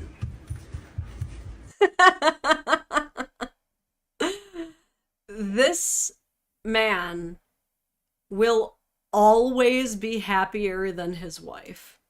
Always. And it's not like those situations where, well, yeah, of course the man is happier because she does all of the labor, because she's his mommy, because she wipes his butt, or whatever all the usual excuses are. This man will always be happier than his wife because he has simpler needs. Every time that you need and want less, genuinely, not because you're reducing yourself down to lower your standards or meet someone else's mold, but like when you achieve a state where you genuinely start finding the joy and the simple pleasures in tiny things, you get to be happier than everyone fucking else. You know what I'm saying? Because it's like my husband, for example, will light up like a Christmas tree. Just the joy in his eyes, childlike wonder, if we have SpaghettiOs for dinner. Do you know how much harder my life would be if I had one of those husbands that came home and was like, this is what you made? I came home from working all day and you're not even gonna have a real proper steak cooked for me? Like, I would, no one would be happy. He wouldn't be happy. I wouldn't be happy. But this man, at the simple thought of instead of his Parmesan-coated breaded chicken being in the shape of a fillet, instead being in the shape of a Tyrannosaurus, a Brontosaurus, or a Stegosaurus, he is immensely happy from that. Like, you can't tell this man nothing. I think she's just mad that he'll never be as mad as her. And I think that's the real problem here. I think that that's going to be a consistent issue. Who's to say they even have kids? There are no context clues to tell us that these people even have kids from this video. This is just for them. I don't see the problem though, because think about it. Like, these are bite-sized pieces, honestly, that you can eat with the pasta as he is properly served. You get yourself a real chicken patty, you're gonna cut it up anyway. And for what? To have little long rectangles when you could be having an actual dinosaur with your pasta? I don't know, I heard a kid in the background. All right, you're mom or dad trained key controller. You get it. You get it. Gus says, is it the chicken? Yes. Or is it chicken? Yes. Too small? Then eat more. Yeah, truly, he made enough. I mean, unless it is for the kids. Who knows? Maybe he didn't make enough. But those dino chicken nugget bags are so big that he would just easily be able to make more. Chaos Shadow says, hell, naked pizza roll night would be a regular thing in my home before we're parents. Man, pizza rolls still go so hard. Same with those like microwavable taquitos. Oh man, so good, dude.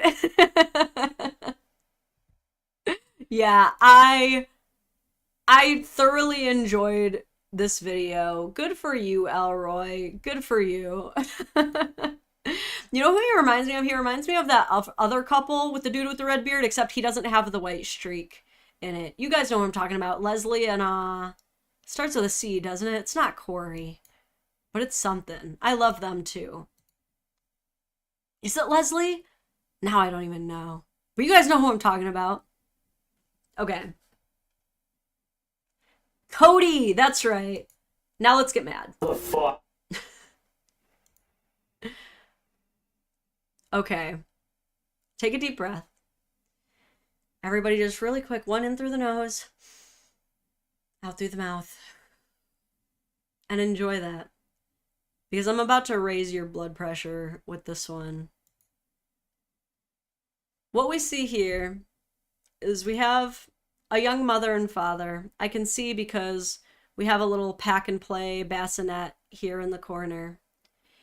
And we've got dad here with one leg propped up, Captain Morgan style, looking out the window at what we are about to find out is an absolute horror show, because the caption reads on screen, "Walking around naked after I totaled his work truck to see his reaction."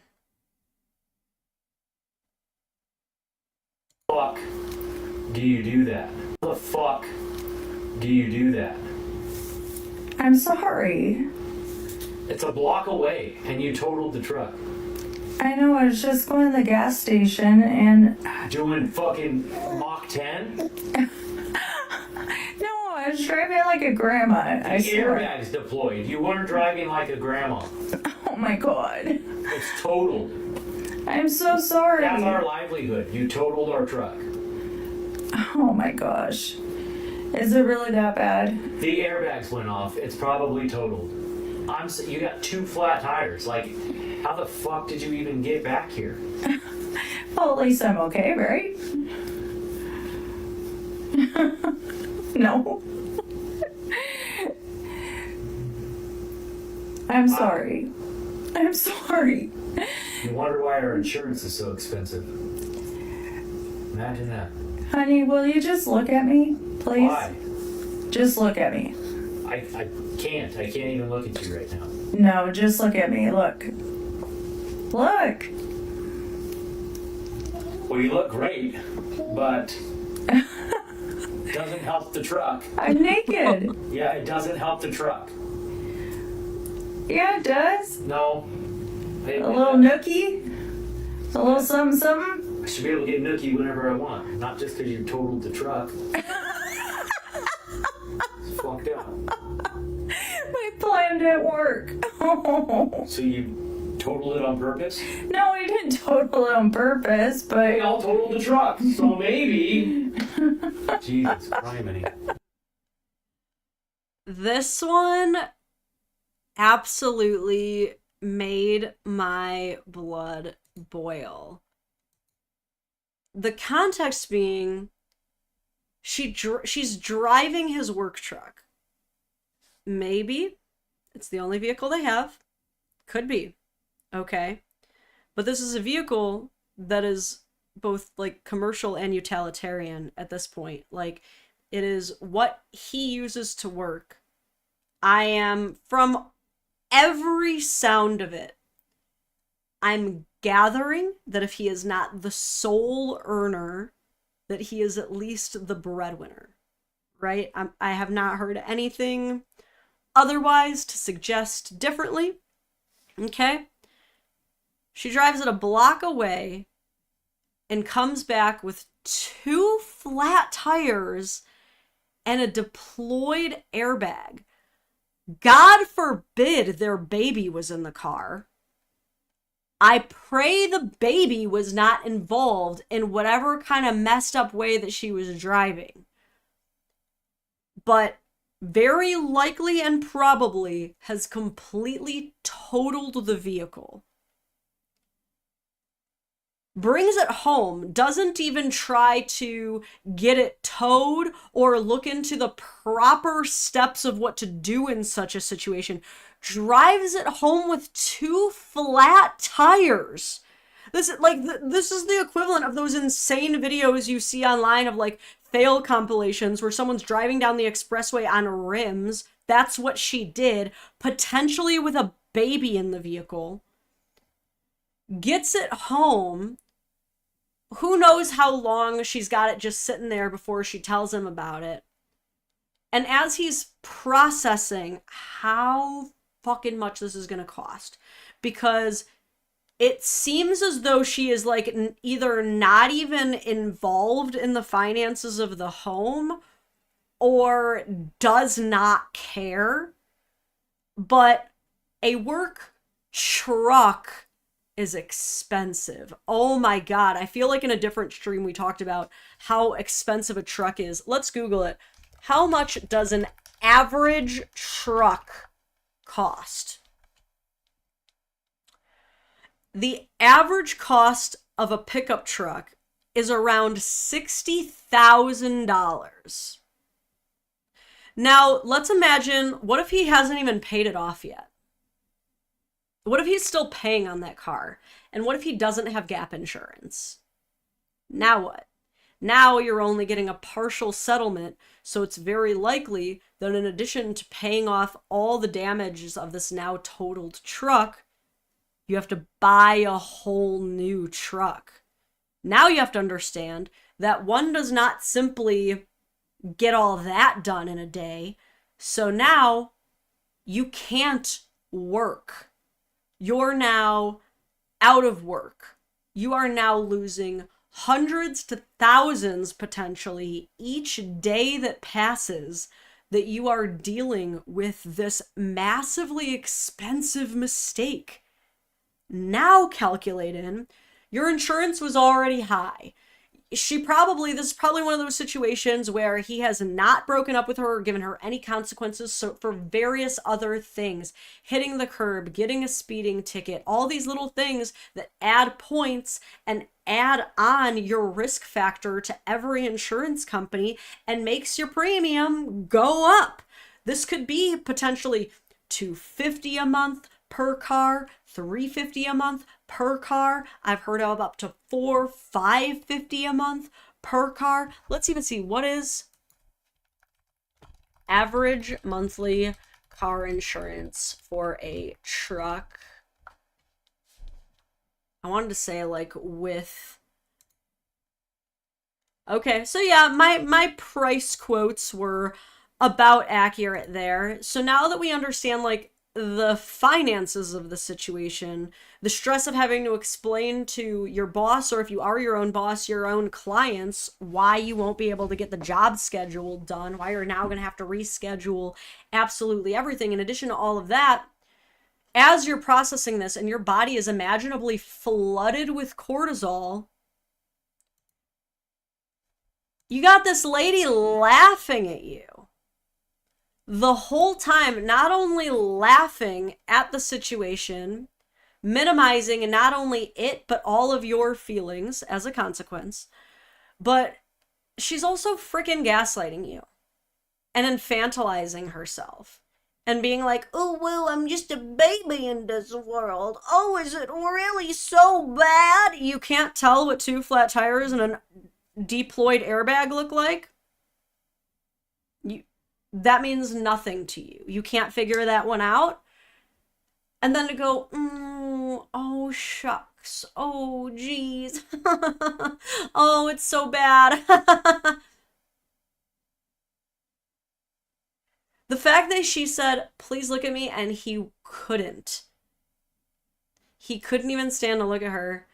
And she thinks that literally all will be forgiven because booba. Like, that's how you know you done pissed off your man. Because he even, like, didn't even have the heart to say anything mean about her body. He still complimented her, but you could even tell he was like, this is not good enough. And she literally tries to, like, sell herself to get out of it. Like, she goes from wife to, like, lot lizard in a matter of seconds, where she's like, oh, but you could get some nookie, you can smash me, you can just use my body. What, doesn't that make you feel better about how much you're going to have to pay?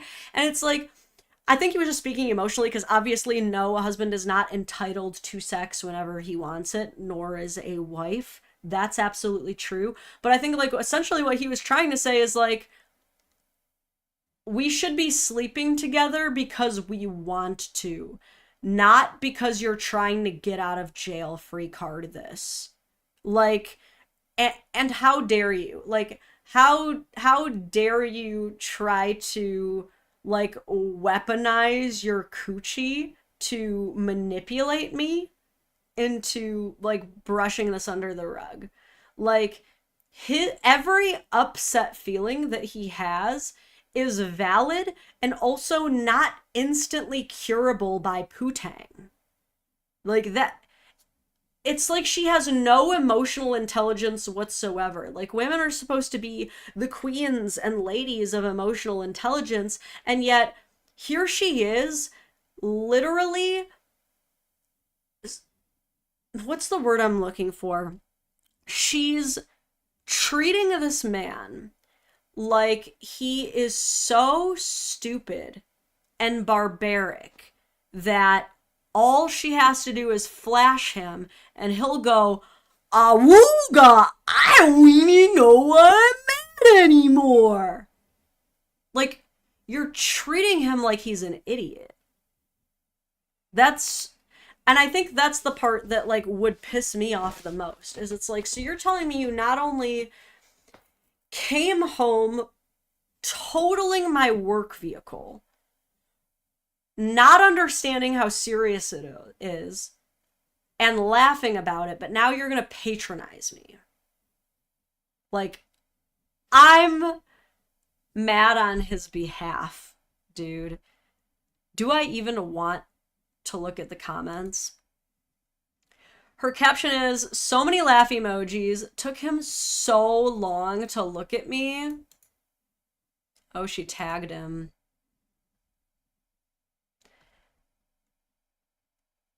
Oh, poor guy. Let's see these comments. "That man standing on business when he said he should be able to get nookie whenever he wants just because you totaled the truck. Show that man some respect and take accountability for your actions." Okay. "I hear the financially ruined and don't know how I'm gonna recover. I hope you stay the long haul and not bounce out on him because he's giving green flags while you're giving red flags." Even another woman, Amber, says, "Nothing about this is funny. Divorce." Oh, snap. Okay. Run, dude, just run. Accountability lacking for sure. Big Mama says, "This is a prime example of weaponizing sex." Okay, so exactly what I said. So you don't total Joe's livelihood, and you think that walking around naked and giving him a little nookie means it's all better. That's just sad, no accountability. She says, "I didn't mean to, though, and was just trying to cheer him up. That's the best I can do at that point." Wow, she literally doesn't even realize that, like, she is being such a Kyle. She is literally being such a Kyle where, like, when I refer to like a Kyle being like the male version of a Karen, like Kyle goes out and cheats and then comes home with a bouquet, and when she's like, "I don't want a bouquet, I want a faithful boyfriend," he punches the wall and goes, "I'm trying here! I'm trying! God, can't you see I'm trying?" That's her failing to address the actual issue, trying to like band-aid a massive broken glass with superficial means like sex or a cheap bouquet, and then crashing out when it's not good enough and going, "But I'm trying, like, I'm trying to make it better, like, I'm just trying to, like, it's literally all I can do." It's not. Sex is all you can do. Getting naked and offering your coochie is all you can do in this world. That's your whole value as a wife and a partner. Oh no. Like, you understand, if that's true, if all you can offer to your man is getting naked, you can't offer much. That's nothing he can't get elsewhere. Like, this is equivalent to men who, they provide a paycheck, then they come home and do nothing. They don't help with the chores, they don't help with the childcare, they don't tend to his wife's emotional needs, and then they go, "I'm paying the bills, what more do you want from me?" Like, congrats, you've made your only value in your wallet. She can get that from you after a divorce. So you've put yourself in danger. If you're training a woman to only rely on you for your money, she can get that without you being married. Same with your coochie. If the only value you can offer to this man is your coochie, and you are not there for him emotionally, you are not assisting him financially, or at the very least assisting him in trying to save money, because if you're not earning money, then the next best thing you can do is reduce the cost of spending, reduce the costs around the home, right? You can't even do that. Then he can get coochie. Like, he doesn't, if the whole marriage is centered around coochie, it's not a strong marriage. You have to be able to offer your partner more than that, especially when they are in a crisis. I don't think people understand how much cortisol flooding your body changes the whole way that you're able to react to situations. You can't put people in disasters and extremely stressful situations and then get mad at them when they're not calming down fast enough. You're asking them to do the impossible. Let me read some of these super chats. Jackson, thank you for the 5, says, this is either the most healthy relationship ever or he's whipped, because I'd have been screaming like a drill sergeant. He's a dad, all right. He was not mad. He was just disappointed. You know what I'm saying? He was probably mad, but he was emoting disappointment. Brandroid, thank you for the 5. Says, offer to get a second job to help pay for the lost wages and new truck. That's what I would do. The thing is, though, like I said, they do have a newborn baby at home. It's very possible that they may have agreed that it's going to be more cost effective for her to be a stay-at-home parent, at least in these beginning years. She might not have the financial means to make up for this. So, like, I can understand why that would be tricky and why you might be, like, desperate to, like, make up for it with whatever you do have at your disposal. But, like, in that moment, Nookie cannot be the only thing you have at your disposal. Again, it's the same as like a guy who cheats on his girl and thinks that buying her things can fix the problem. No, there's a lot more deeper emotional work you're going to have to do if you actually want to repair the relationship at this point. I'm sorry, but like completely totaling your man's work truck recklessly and carelessly and without an apology, mind you. Did you hear an apology? I didn't hear an apology. Not a single ounce of remorse. And that's what he's looking for, is changed behavior, some kind of sense of like, I take full responsibility for this. I'm really going to make sure this is not going to happen again. I'm going to do everything in my power to fix this. But you didn't do that. Not only did you only try to course correct through Nookie, but you were also gaslighting him, which is always worse. Like I've always said, even when people cheat, the worst thing you can do beyond the cheating is actually gaslight. Is make them think that it didn't happen and that they're crazy for even thinking it. That actually hurts worse than the cheating. Same in this situation. I guarantee you he is less mad about the destroyed vehicle. Hey, look, it could happen to anybody. I'm an amazing driver. I have a clean record. And a couple years ago, I accidentally totaled my vehicle within 6 days of owning it. Luckily, it was my own, you know, and I had to eat the costs of that myself. Got very lucky with insurance. It was only like $110 price difference at the end of the day. Whew, I still thank the Lord and all my ancestors and every God for that one. But, you know, with my husband and stuff, it's like, you know, happens, you know, sometimes the windshield cracks just from the cold. Sometimes you do accidentally hit a curb. Like, a lot of that is understandable, but what's going to piss this man off even more, what would piss off anybody even more than the totaled car, is you going, I mean, I was driving like a grandma. I didn't even do anything wrong. Girlfriend, you clearly did. You clearly did something wrong. And it's like, man, this man in this moment is not just looking out the window at his totaled truck and livelihood. He is looking out at the great beyond of what the next 18 years of his life is realistically going to look through. He is now looking out at all of his past decisions that have led to this point.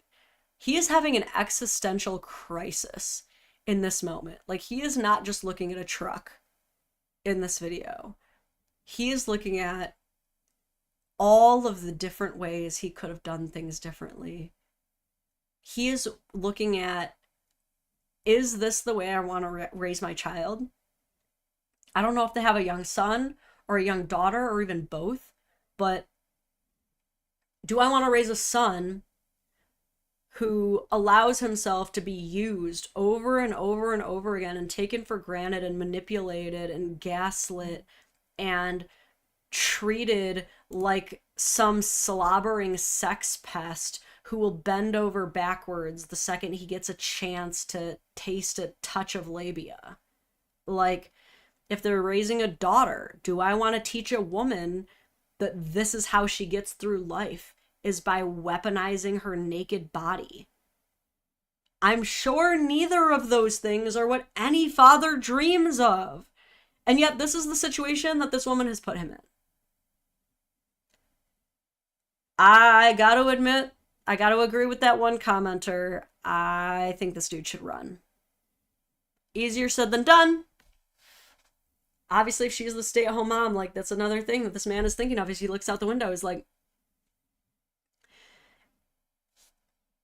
is it too late or too early for her to get alimony? How much would child support look like? Am I trapped in a hellscape of cheaper to keep her at this point? Like, these are real issues, dude. And I really don't even want to give this woman much more benefit of the doubt by being like, well, like I said, accidents happen. Sometimes cars get totaled and we just got to move past it together as a couple. Like, this is deeper than that. It's not even about the car anymore. The whole way that she's treating him is disrespectful. She's being a child. She's being a brat. She's being a manipulator. And I feel so bad for this dude because that's all he gets for help with this. He knows that he's going to have to work his ass off to pick up the pieces from this and clean up her mistake. And the absolute most he's going to get from her is some pity sex. We have to save him. Michael says, my grandma drove with her feet on the gas and the brake. Oh my God. Yeah, a lot of people drive that way. It's actually really scary. This is how pedal panic happens. Cash Shadow says, I'm impressed you had a clip that full on made me angry. I usually only make it to a chill, yeah, dude's gotta bail. Yeah, this one actually made me happy, made me mad too. That's why I told you guys we have to do a quick breathing exercise, because that one was really rough, dude. That one was not cool. Honestly, I'm gonna talk myself down a little bit by saying maybe this is just me being a little bit delusional for self-preservation purposes, but maybe it was all a skit. Maybe they're in on it together and it's just really well-generated rage bait. And there's not even a totaled car. And there's not even any worries whatsoever. And this is all a skit. Our Lord in heaven, let us pray. Hear our prayer. Does anybody have any sacrificial lambs we can also throw into the pot to make that reality happen? Because I prefer that reality to the one we may be living in now, which is unfortunately a reality that many spouses have to go through, and I hate it. Oh my gosh, a $10 dono from Cigar Chomping Penguin. Man, I love when you guys have amazing usernames too.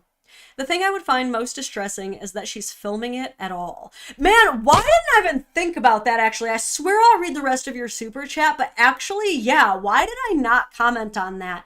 Is on top of all of these things, turning around, and you saw it, we all saw it. I'll bring us back to the exact moment, actually.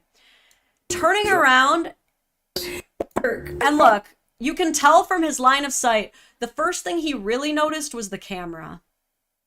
Like, yeah, you're naked, but there's also a camera pointed at me. I have always said when I'm covering partner shamers and all these situations, it's like, not only are you filming me, like, or are you even doing this annoying thing, but now there's a camera pointed in my face. Like, that's a whole extra added level of like, really? Really? Now you think this is all that much of a joke? This is content for you. This is a viral video for you, not my whole life's work that you just destroyed.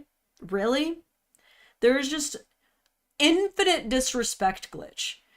But Cigar Chomping Penguin goes on to say, if I were him, that would be the difference between a few days of anger to one of us staying in a hotel for a while.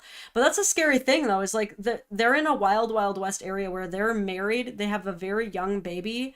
Like, you know, she's not going to let him take the baby. You know, she's not going to let that happen. So, like, what, now he has to leave his own house because of her mistakes? Like, these situations are always so much deeper, and yet she thinks it's all a joke. Like, she thinks that this is all, like, so silly, so haha. I'm actually going to read a couple more of her comments real quick.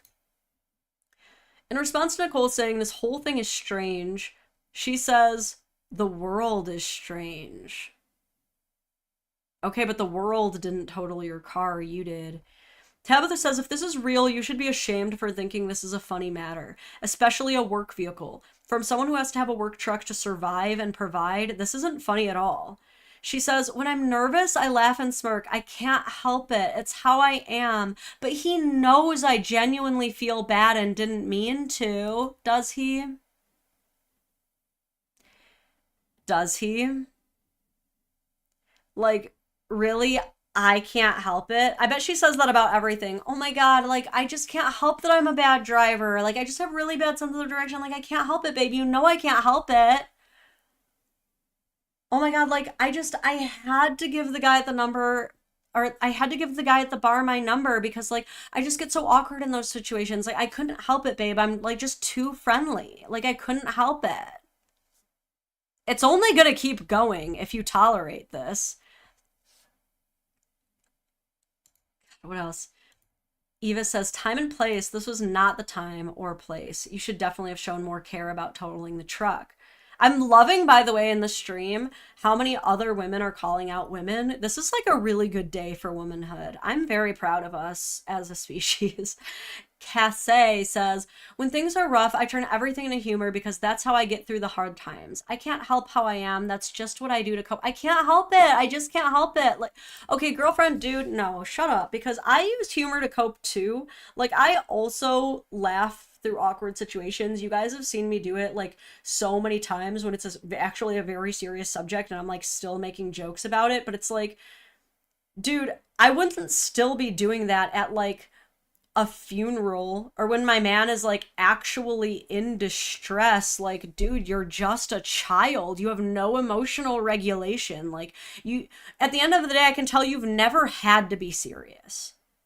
Like, this is the kind of person where I can tell from every interaction, this is a person who has had either husband, boyfriends, mommy, daddy, somebody. She's had people bail her out of every situation and has no idea what it's like to actually face the consequences of herself. Because to her, the worst consequence for her is that he's upset with her. She knows she's not going to have to pay any of these bills. She knows she's not going to have to do any of the paperwork because people have been bailing her out forever. Okay, I can already tell. This person says, we love our trucks. Sorry, but it won't work when it comes to the truck. She says, yeah, I felt really bad. When I get nervous, I laugh and smirk, but I really do feel horrible. Okay, sure. This person says, that's how you solve an argument. She goes, exactly, ha ha ha, but it didn't work out though. So, did it get solved? Did it though? Did it? I doubt he touched her after this. I highly doubt. Man, I really feel bad for this guy, and I really don't think it's a skit. I think she's dead serious and, like, this bad, honestly. I don't know, man.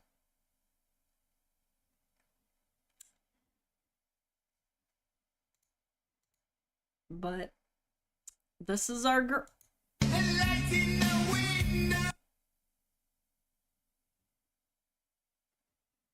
No comment. Let's move on to the next one.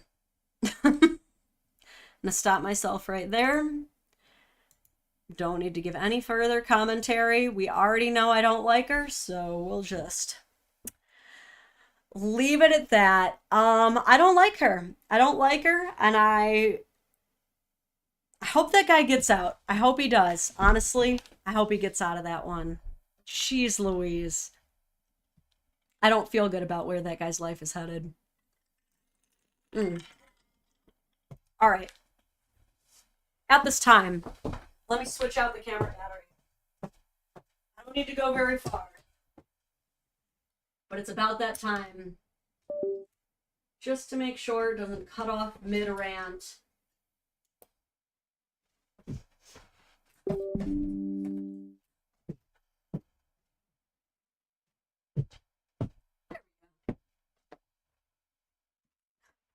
All right, let's switch this up a little bit. Let's do something wholesome to make up for it, okay? We need another wholesome. So here we go. Let's get this queued up. All right, found this one on Reddit.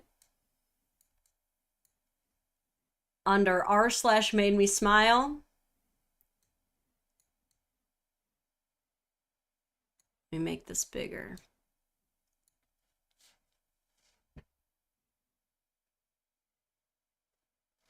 There we go.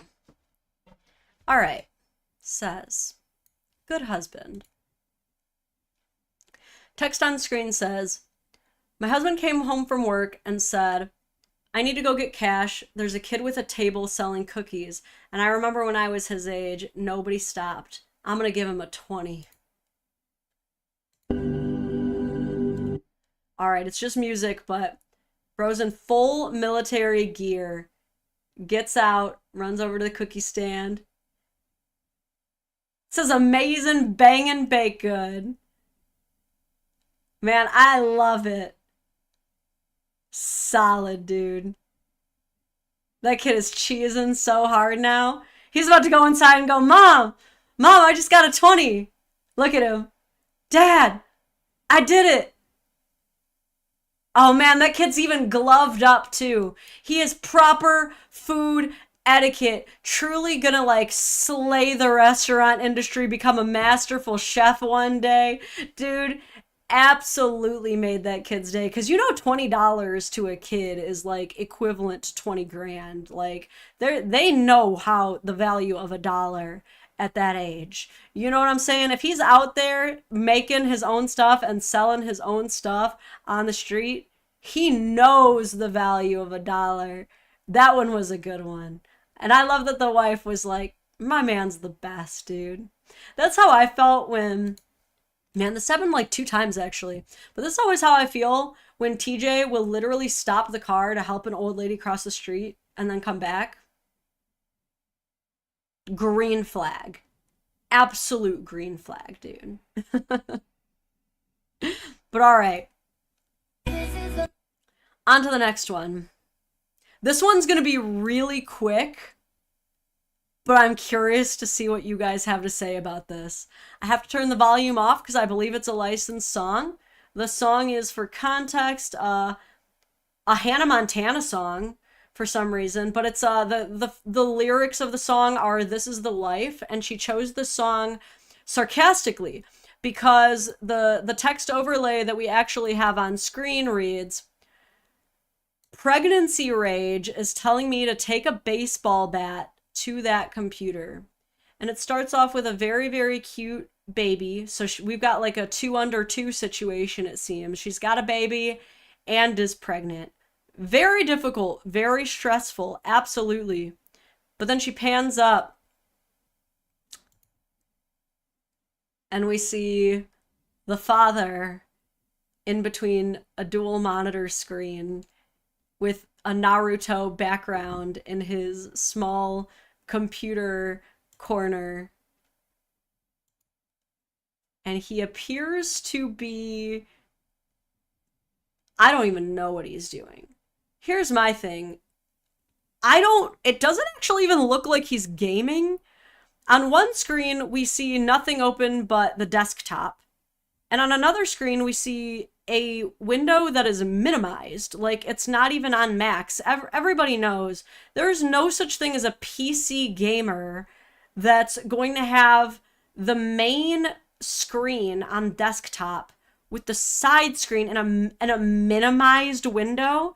Yeah, you think this guy is playing World of Warcraft or what are some of the other popular, Diablo or some shit, without it being maxed out, without it being as wide as possible? I don't even think bro's playing video games. I think he's just like actually getting some shit done. But like, I get it. Pregnancy rage is a real thing. You also really got to be careful about that PPD rage or PPD psychosis. Okay, with all those hormones going around, and any sort of lack of support is going to hit a lot harder, right? But could you imagine if she did? Like, you gotta like step back at that point, because it's like you're so close to being like, man, that's crazy, right? That I had that thought, because she's clearly making a joke out of it. But damn, if she did, do you know how like unforgivable that would be? Because this, look at this. I can tell from looking, this is the only space this man has in the house for his to be his own. Am I wrong? He probably had to beg with every fiber of his being to have this little nerd corner, to have this tiny little divot of the house. Now, does that mean that he gets to spend all day playing over there or pretending to work while she has to handle absolutely everything else? No. And if that's the situation, I completely see why she's frustrated. But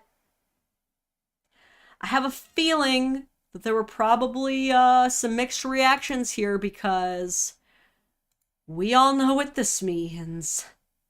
Comments have been turned off, but the shares are sharing. Okay.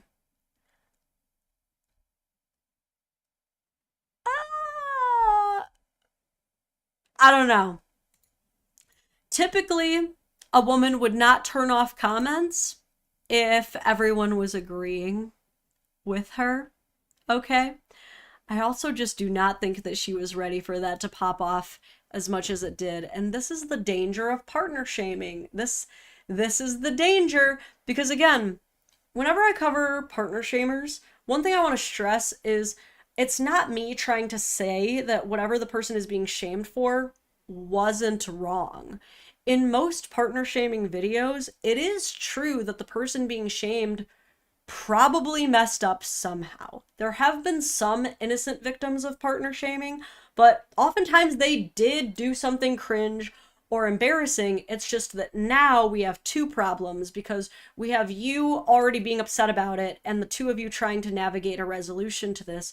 But now we also have a whole world of judgment now also having an opinion on it and interjecting themselves into the situation, most oftentimes making everything 10 times worse. And a lot of these partner shamers, it's like the same old song and dance where they're like, I had no idea it was going to blow up at all. And that's the situation that we seem to be having here with Mariana. Is she's not like any kind of verified influencer or anything like that. She's some lady with like a very average amount of followers.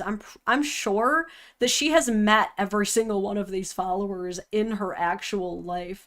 You know what I'm saying? We went from like maybe a couple thousand videos or a couple thousand views per video to now this most recent one being at almost 1 million.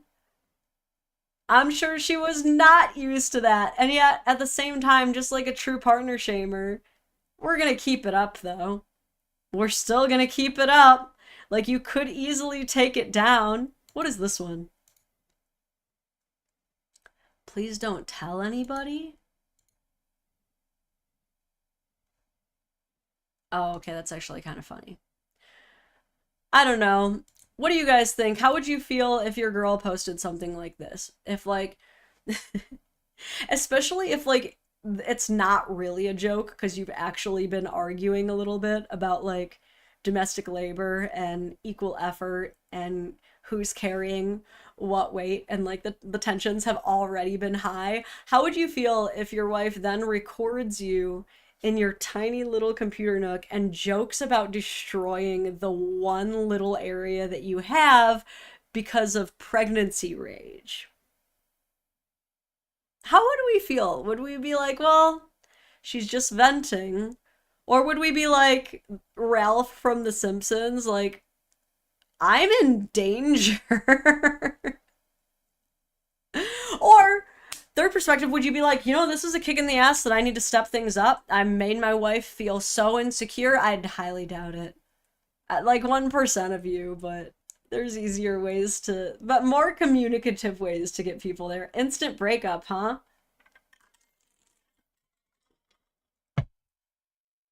Yeah, that one was pretty rough. Okay.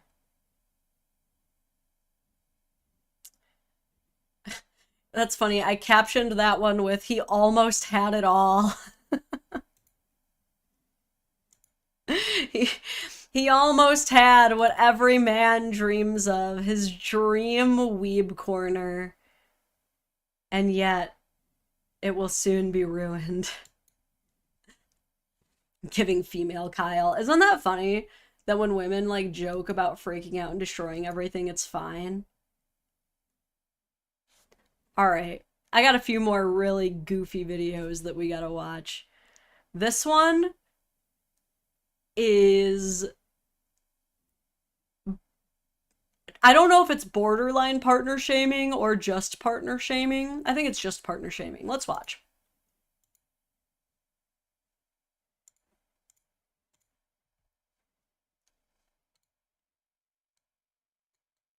When I first saw this video, I don't remember if I was tagged in this or if I found this organically, but when I first found this video and I saw people doing some, God, what do they call this? It's like, someone help me out, zip lining?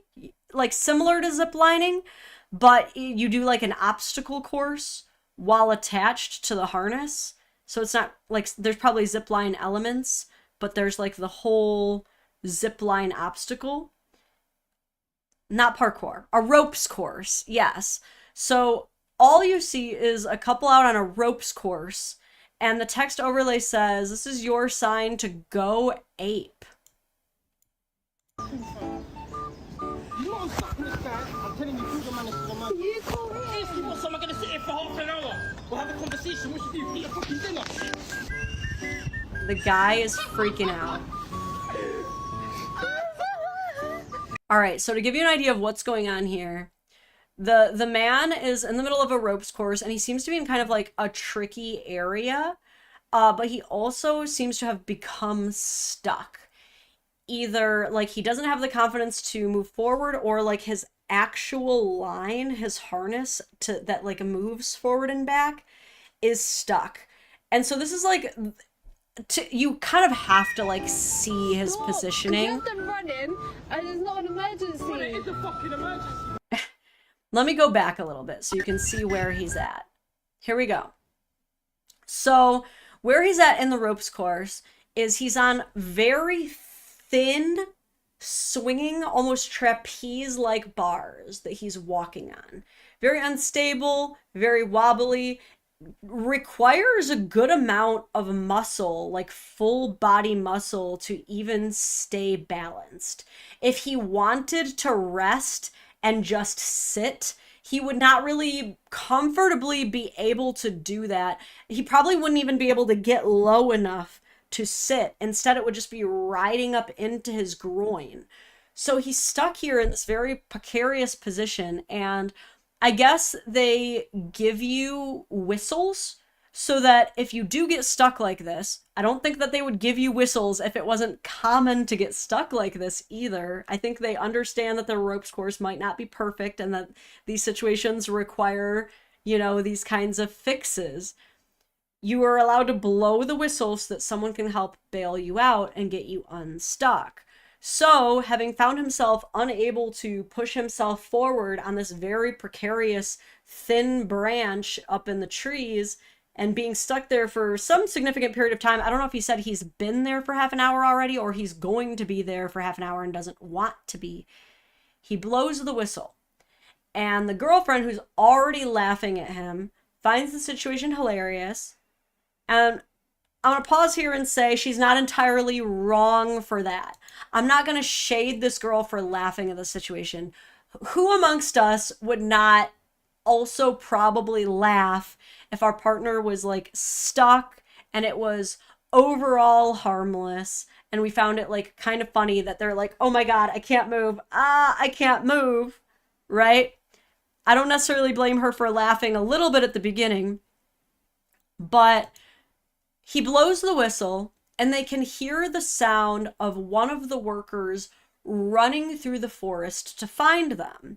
And that's when you hear her say, oh my God, they're running, as if it's an emergency. You'll hear him go, it is a fucking emergency. And she tries to prevent the workers from coming to help him.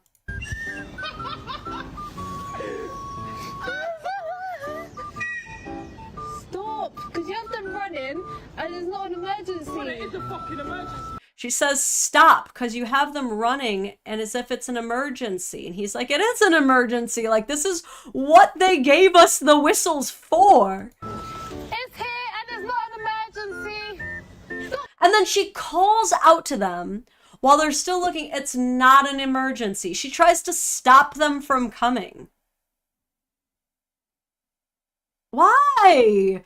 She's like mad at him for not being able to muscle out of it himself. Look, I'm sorry, like, I know that a lot of women think that men are just like born with their Y chromosome, giving them every power of like being an electrician, a plumber, a mechanic, all at once, that they can just do it all. But like, surprisingly, men are not born with ropes course engineering knowledge. No, they're not. I'm fucking blowing It's a it. fucking emergency, bro. It's an emergency. It's a fucking emergency. It is a fucking emergency. It's him and he thinks it's an emergency. He just stopped. I'm fucking, it's a clearly an emergency. It's not. So then the worker finally finds them and goes, "What? How can I help you guys?" And she goes, "It's my boyfriend. He thinks it's an emergency.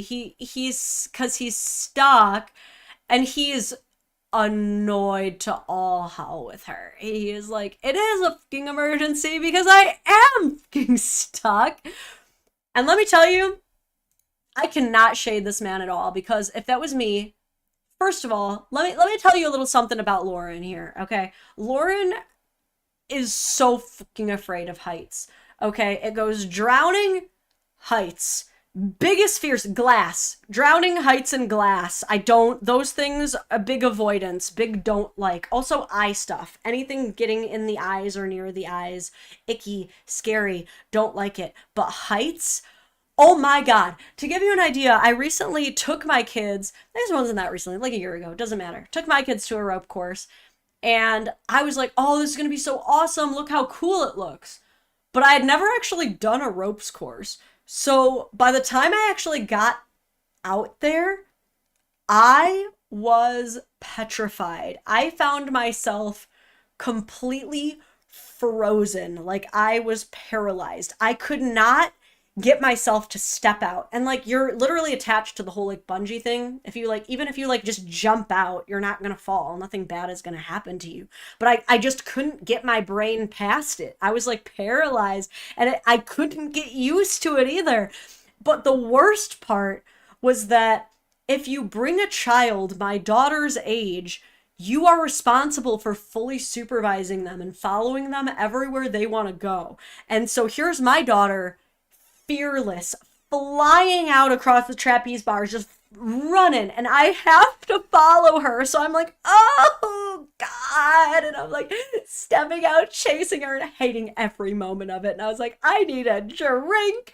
It was so terrifying. So like, if I was in the situation where there was not like a direct employee who could quickly find and locate us, and I found myself in that position, I would already be like, oh, I hate this. Like, I hate this so much. But then if my partner was like, don't worry about it, she's fine, I would be like, I am going to punch the shit out of you as soon as I can. Like, you better hope they never find me, because I'm going to be swinging. Like, I would get so, like, I wouldn't hit my partner, but I would think about it, man. I would fucking think about it. I would be so pissed. So I get it, dude. I would need the safety whistle. I would be tooting myself, man. Don't follow me, it's not an emergency. Don't follow me, it's not. I'm stuck in the sky, innit? So how do I get down, innit?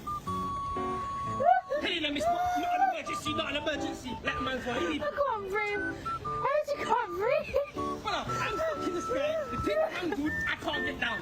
I'm stuck in the sky. Daggy, look. Oh my days, I'm gonna go mad. Wallahi, I'm coming off there. Wallahi, yeah, Dylan, I'm coming off. I'm too good at it. Oh my God. If they're still together after this, I will be shocked, because at this point, the worker has now stopped responding.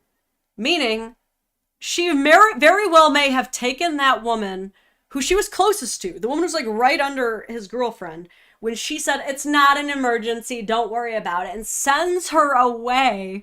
And he's like literally trying to show her, I am stuck. I can't move. I can't get out of here. I'm stuck in the sky. This is uncomfortable. Like, I don't like this. I would like for some help. Why would you get in the way of me receiving that help? Why are you laughing at me and recording me? Like, he's visibly frustrated. But I'm saying, how did he get stuck there?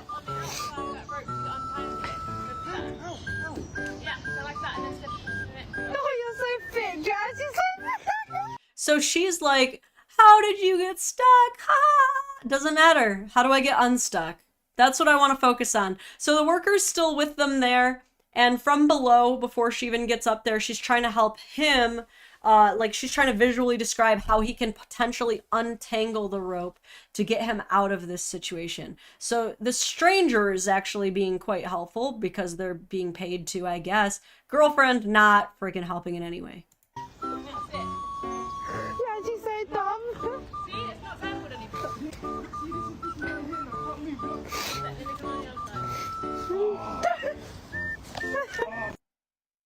So we don't know if he ever even... He may still be in that tree to this day. Let's see. She says, funniest thing ever. They said only blow the whistle for medical or trauma events. So she's still insisting that it was wrong of him to blow the whistle. I would have blown the whistle. Medical. They did not say medical or trauma only. They did not. There is no way. I don't see no ring. They are not engaged. I don't see this man anywhere else. So we do not know how long-term they are, or if he left. There is a second version, though. There is a follow-up.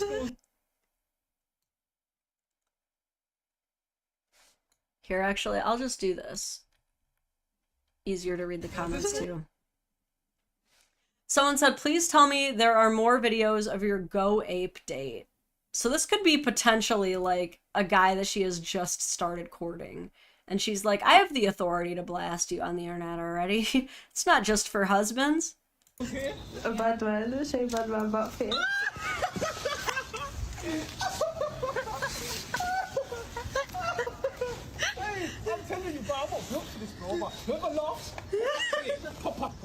I to cannot. touch it to the same thing you just touched it to. And just hold on to it and let go. Yeah, go.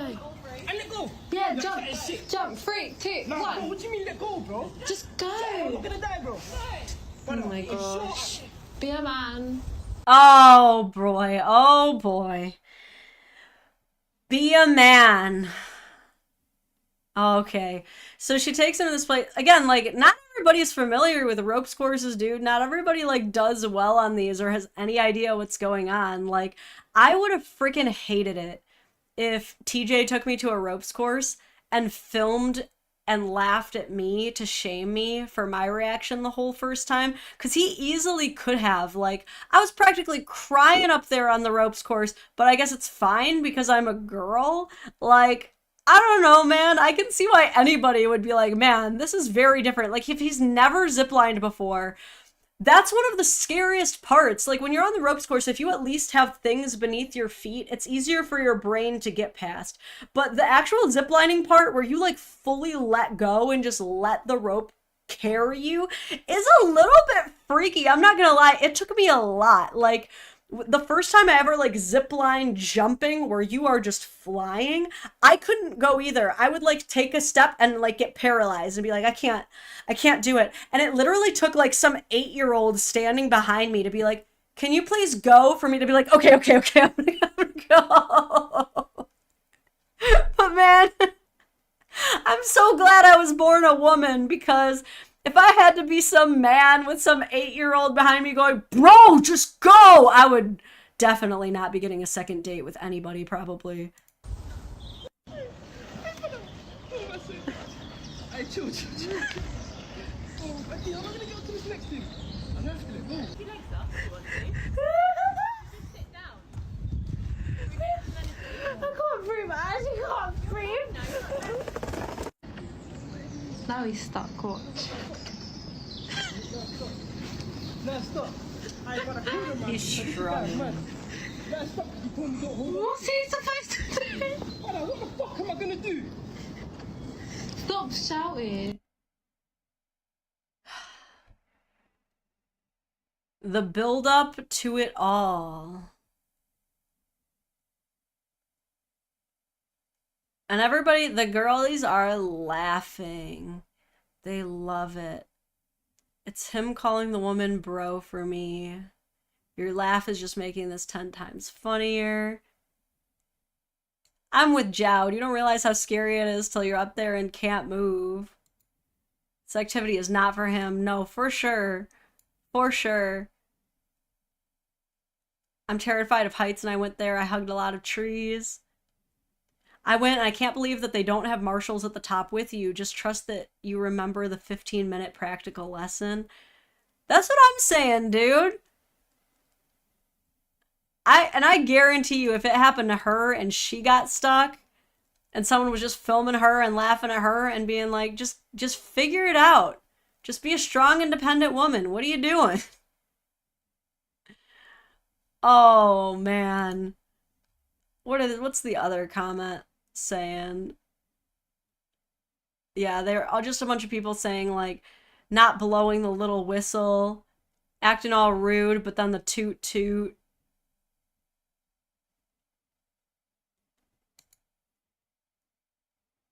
Oh, man. I don't know.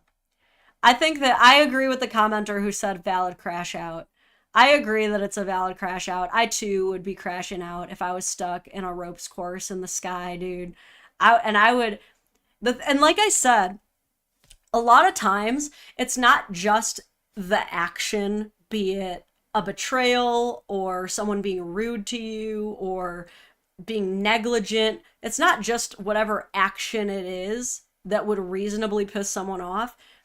It's the like gaslighting or patronizing after the fact that actually makes it like so much worse, because it's like I would already be like pretty annoyed if I got stuck on a rope course very uncomfortably, and the only way I could really get out of it is by someone trying to like explain to me from 20 feet below, like shouting up at me over the course of my partner's banshee cackles, like how to somehow get out of it when I have no knowledge in this whatsoever. It is a first time thing. I'm just trying to go along with what my partner wants. Meanwhile, they're filming me, laughing at me, and also preventing me from receiving help. Yeah, you bet your sweet ass I'm crashing out, and I will not feel bad about it, dude. Like, I don't know, man. I'm on his side, okay? He wasn't even screaming at the employee. He was screaming at his shitty girlfriend. There are people whose parachute didn't open and still walk the earth, and a tiny tree is scary. Both are scary. Two things can be true at once, okay?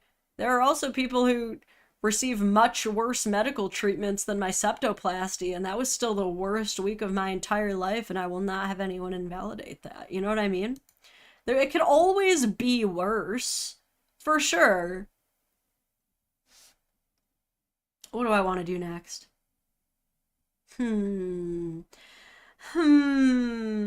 Okay.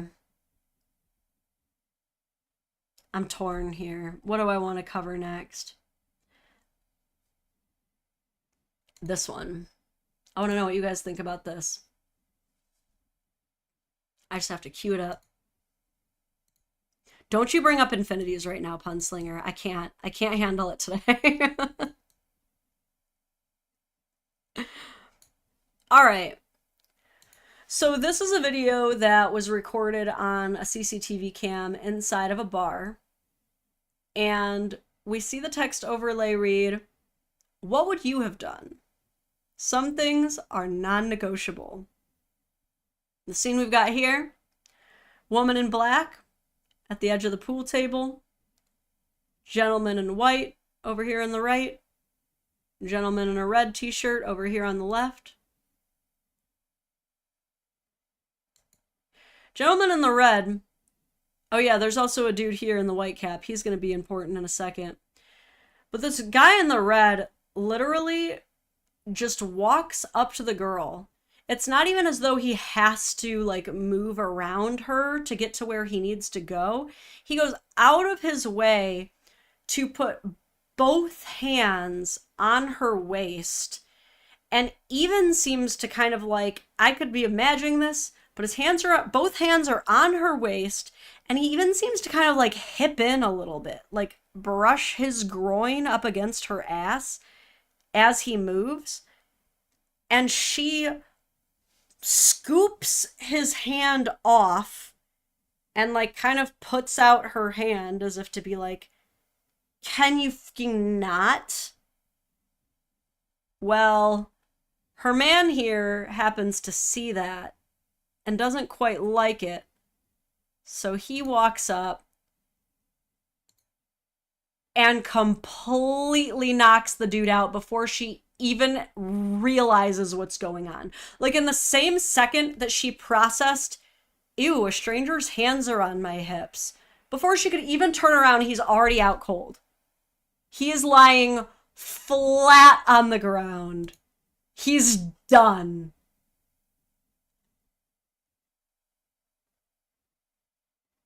Not getting up. Thoughts? What do we think in that situation? I'm curious to hear from the crowd here, okay?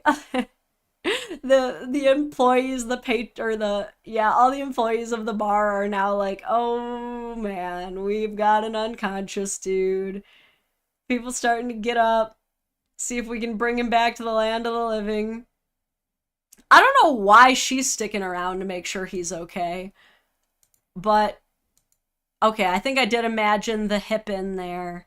Maybe not, though. Maybe he really was trying for it. But, man, ooh, I am getting a visceral reaction to the double hands on the hip. I have to say, I typically do not advocate for violence. I typically do not think that it's appropriate to lay hands on someone over mild things. But in my opinion, you start off an assault and you're asking for someone else to finish it. Okay, because that's assault at that point. You coming up and grabbing a woman by the hips that you are not in any way entitled to.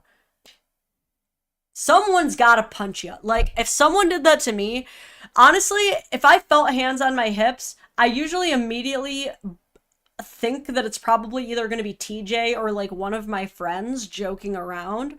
I typically, like, I do get instantly violent, but I always fear that I'm going to end up punching my own man in the face. So I give it a second to process, and then generally there's TJ or there's a friend of mine being silly.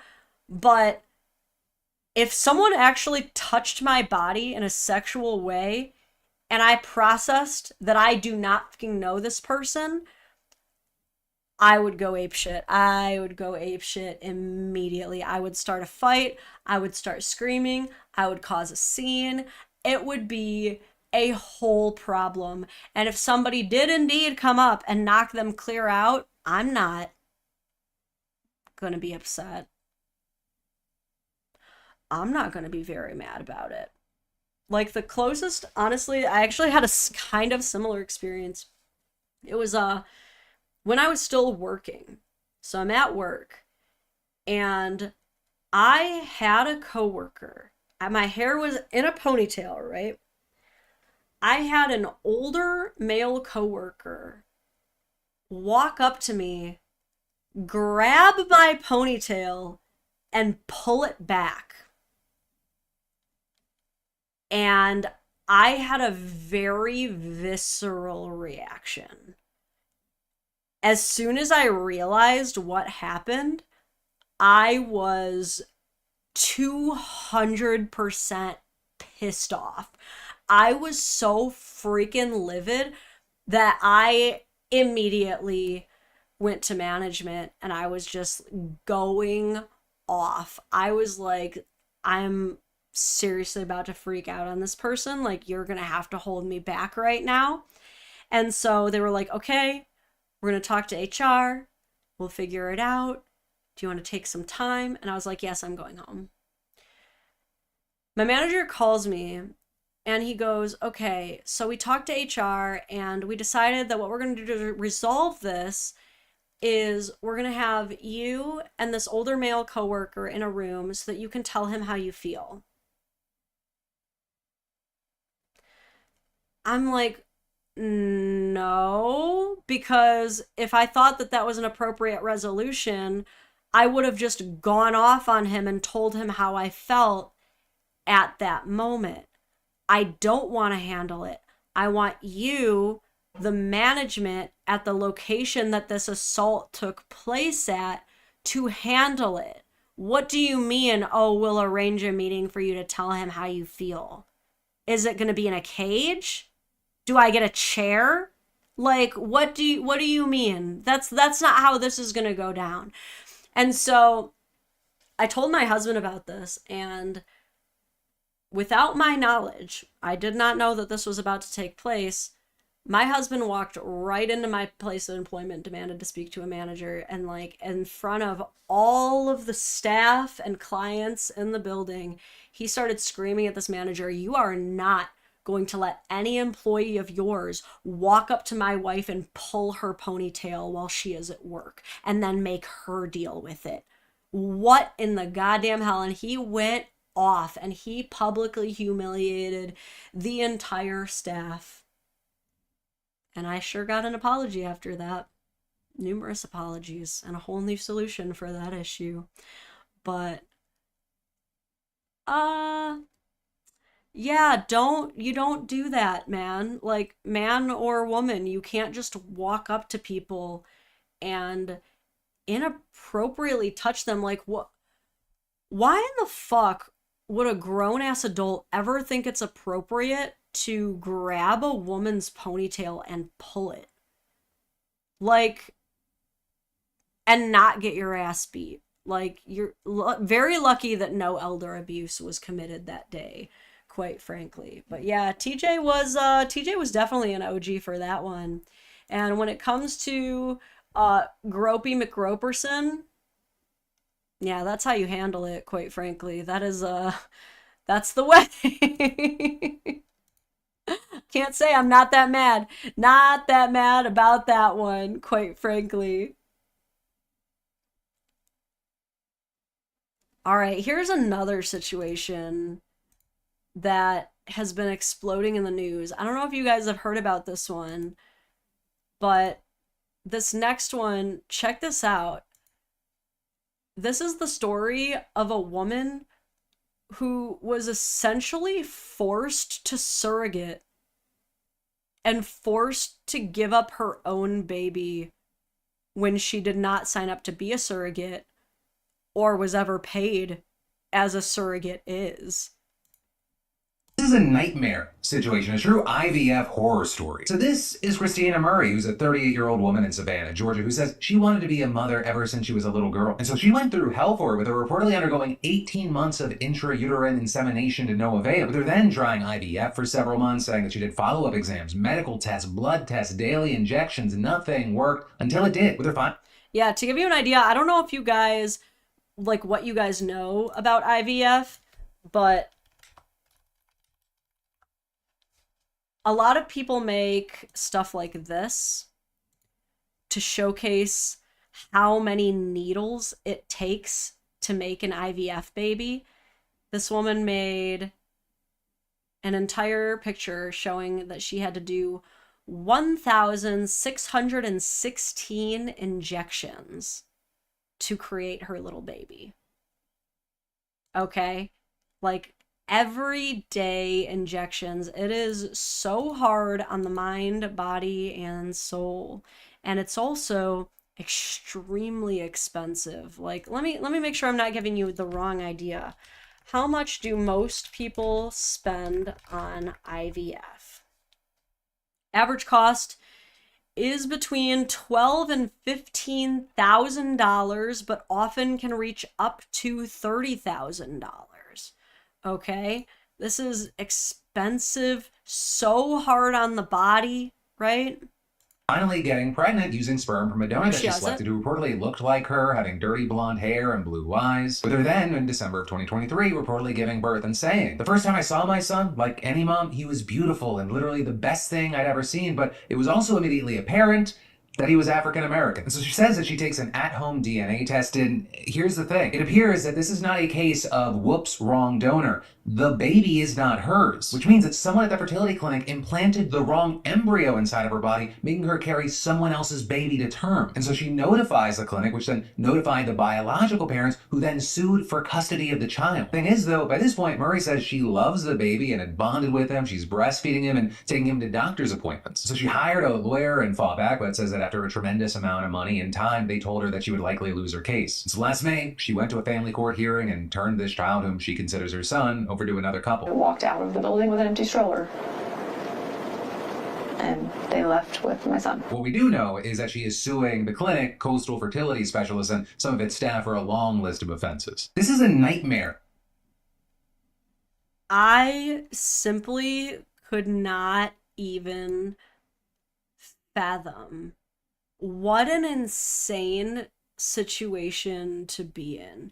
You know, I've covered situations where a family went through a long, exhaustive adoption process to finally meet a baby that they get to adopt, and they bring home this adopted child, only to find out that the father was actually on the responsible father's registry. The baby was adopted out without his consent, and now that he's aware, he's allowed to sue for custody back, and this family's had to give up their newly adopted baby to the biological father. And in that situation, it's like, God, I can only imagine the pain that that adopted family is going through, having done nothing wrong and bonded with this new baby that they now consider theirs, only to have that baby taken away, you know. But at least in that situation, you're like, well, you know, that is for the best, though. Ultimately, that baby deserves to be with her biological father. But in this situation, it's not just that she did a bunch of paperwork and then bonded with the baby. She grew the baby. She went through all of that. And you take away the fact that, you know, most surrogates are paid out the a-hole. between like 30, 60, sometimes even up to $90,000. Let's ignore the fact that she's not even being financially compensated for this, but all of the bonding that goes on with you and your child while they're inside of you. That's an experience I will never forget in my life, because, you know, one thing that I'm very transparent about is that my daughter was not exactly perfectly planned.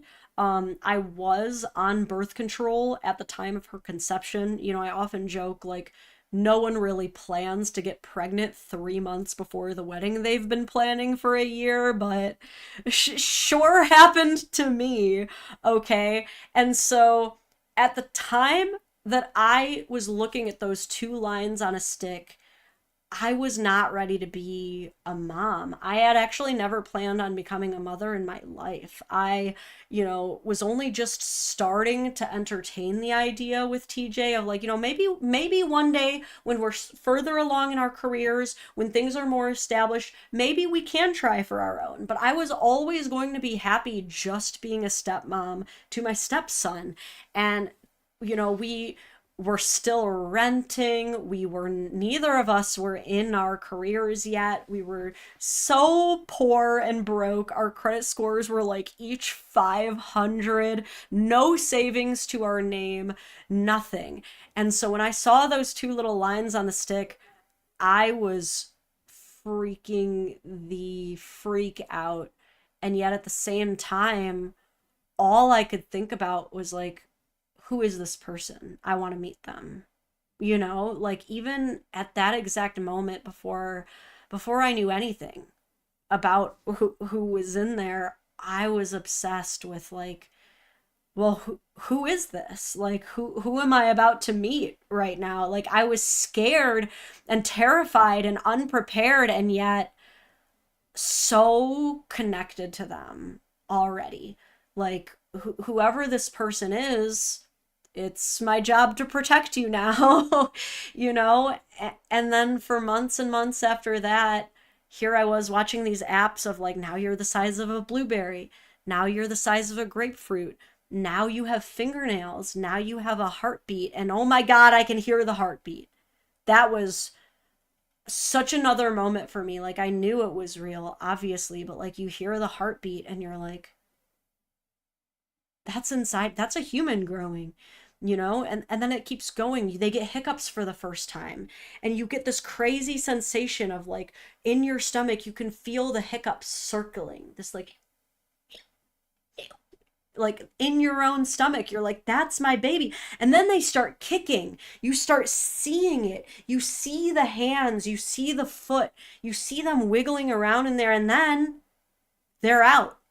Now you're holding your baby, you're breastfeeding this child. And she had to give up this baby before she was even done breastfeeding. Imagine, like, the coldest wean ever. Just all of that. And then some other family goes, well, thanks for all your hard work. I'll be taking our baby now. And it's like, deep down, you're like, well, God, I'm honestly even torn. I'm, like, so torn on who should get to keep the baby at that point. You know what I mean? How, like, because how would you feel in that situation where if you had put your respective sperm and egg into a little vial? I guess I don't exactly know how it works. Forgive my ignorance on this. But you and your partner, you donate your stuff to where it needs to go. And they tell you, okay, yeah, we're gonna get this implanted in ya, but they don't implant it in you. They implant your baby in someone else. Would you sue for the baby back? Or would you go, nah, you deserve the win? What do you think you would do in that situation? Because, I don't know. What I feel like I would probably end up doing is I'd probably sue for my baby back. Because as deranged as the situation is, like, that's still my genetics, you know? Like, the genetically, they deserve to know us. but I also feel like I would want to keep it almost like an open adoption. Like, I would want us to share the baby in a way. Like, I would want us to share custody. Does that, like, I would be like, can we all just, like, co-parent the baby together? Like, is that possible? Like, it sucks that we're here, but can we be co-parents? Because, like, if I didn't give birth to the baby myself, I can't actually breastfeed. You can't just produce milk because you want to. The milk comes as a direct biological response to having given birth. So, like, I would want the baby's other mom to still take care of the baby, like, but I would want visitation rights, you know? Like, I think at that point I could live with sharing rights. Like, I wouldn't want to completely take away her rights. I would be like, we're in this together now, like, we're co-parents, you know? Not exactly ideal, but let's split custody. That's what I would do, personally. I would be like, we're gonna King Solomon this. Like, you don't get full custody, but you get partial custody. That's your baby too. We're moms in this together, I think. But to completely take away the baby, I think the parents are kind of wrong for that. Honestly, I think those parents deserve to let that lady visit the baby that she freaking gave them. You guys got yourself a free surrogate and you're just gonna sue her and walk away and then leave her in the dust? You're not even gonna try sending out a yearly Christmas card or something? I think the parents are kind of wrong for that. What do you guys think? Am I wrong for saying they're wrong? Are you kind of like, no, they get the baby? No, I think they're co-parents now. I think they're co-parents. I think they gotta split the baby. That's just me. Okay? I don't know. But I also do think that fertility clinic needs to set her up, dude. They need to give her a surrogate now. She doesn't have to carry babies anymore. Unless she wants to, they better give her free IVF, free whatever it is to get her eggs out, and a free surrogate. They better pay for the whole thing. And then they better keep paying. And then some. I want a milli, quite frankly. That's $1 million lawsuit, in my opinion. At least $1 million. You pay for my surrogate or for my entire pregnancy and then some. And then the rest of it, dude. Okay? At least $1 million, I said. Not only $1 million, but like at least $1 million, man. Yes, I think the fertility clinic needs to pay out the ass, but also, this might be controversial, but I think that the parents who ended up suing for custody, if they completely cut that woman off, they're wrong. They're so dirty for that. That is so messed up. If they truly and honestly never allow that baby a chance to get to know his other mom, come on. That's messed up of you guys. Do the right thing, man. Let me see. Some of these questions I unfortunately will not be able to answer due to lack of knowledge on how the situation works. What happened to that woman's egg? That's what I'm saying. Like, is someone else injected with her baby? Hold on, Miles is crying. I gotta see what's up. Baby. Hello, do you need to go outside? Is your buddy out there?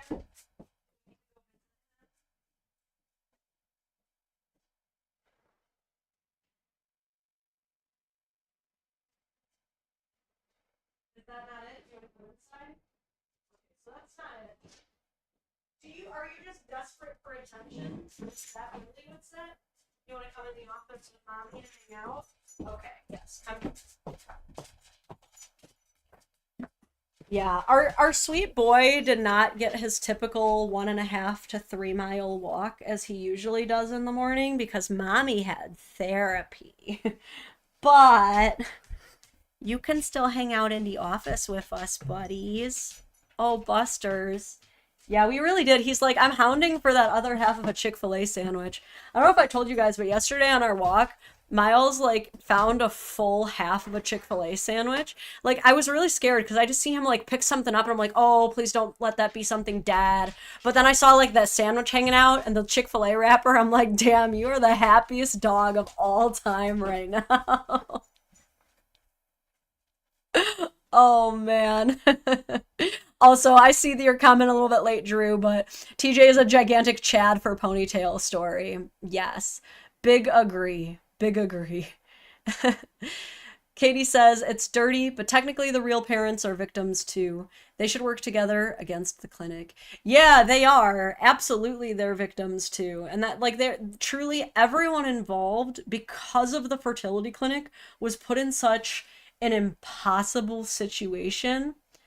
But sometimes you can be the victim of a situation and still handle it like a shithead.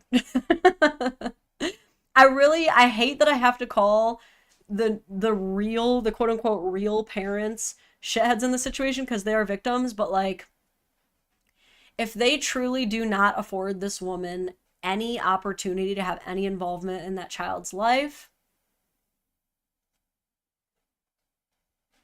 you're kind of a shithead. I have to be real. I gotta be real. Okay? I don't know. It's a terrible, terrible situation, but I don't know. Yeah, I'm trying to read some of the comments to see if there's any other perspectives, but everyone, all that anybody can really say about this is what a horrible situation, and that they hope everybody gets a massive payout. Okay? But man, could you imagine, like, I don't even know what would be going through my head if we're like waiting around for, I don't even know how the full in vitro process works, but waiting around for me to get pregnant, and then one day we get a call from the clinic and they're like, hey, so actually no need for you to even get pregnant. We accidentally made your baby already.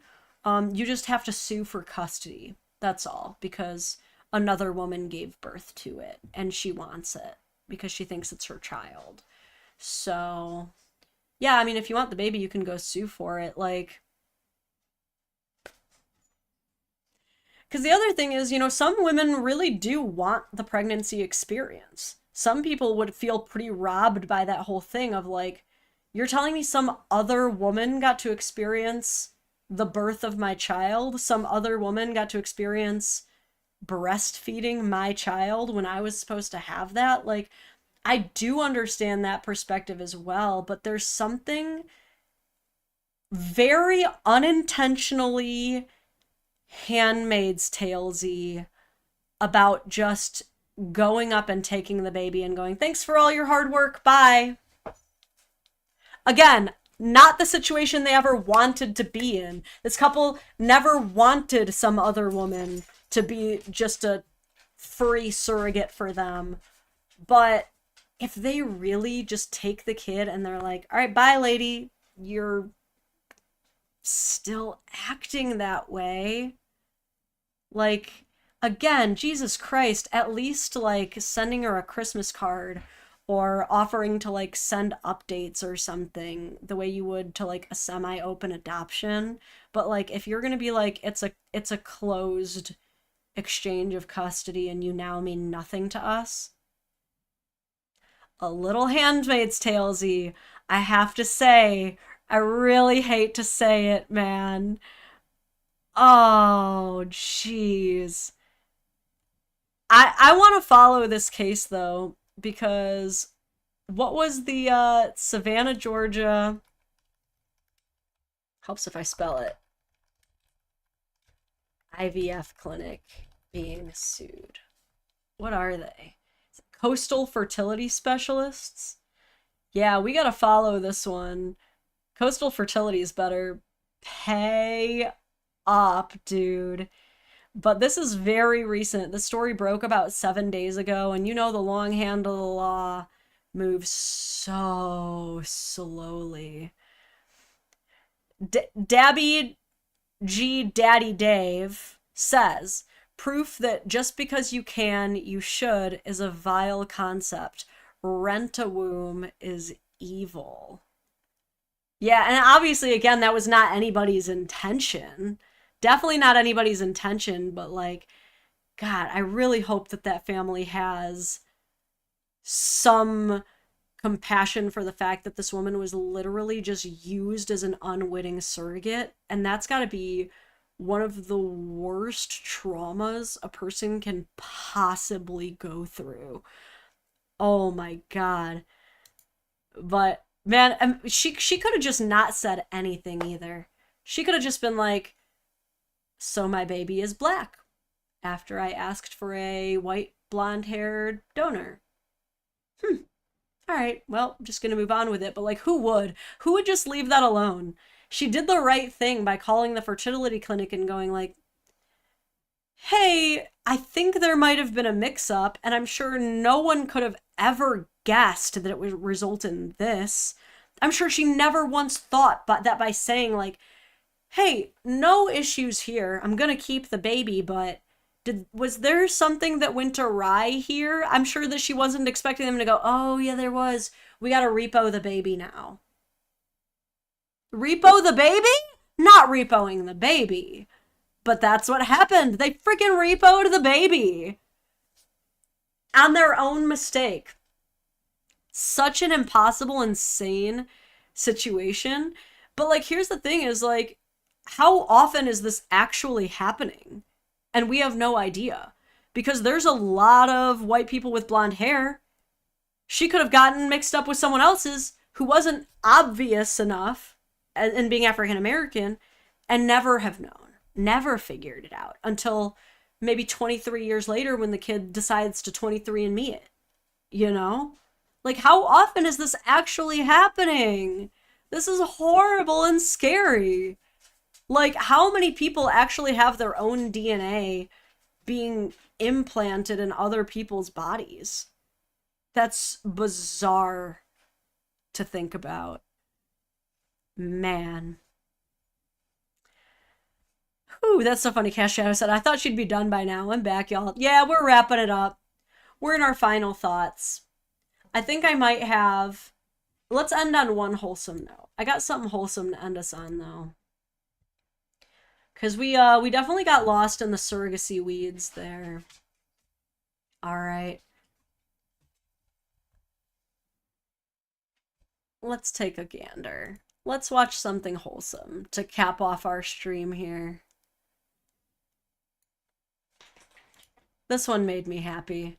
This is simply a montage of why it makes us all feel good when people are kind. They will only fly so far.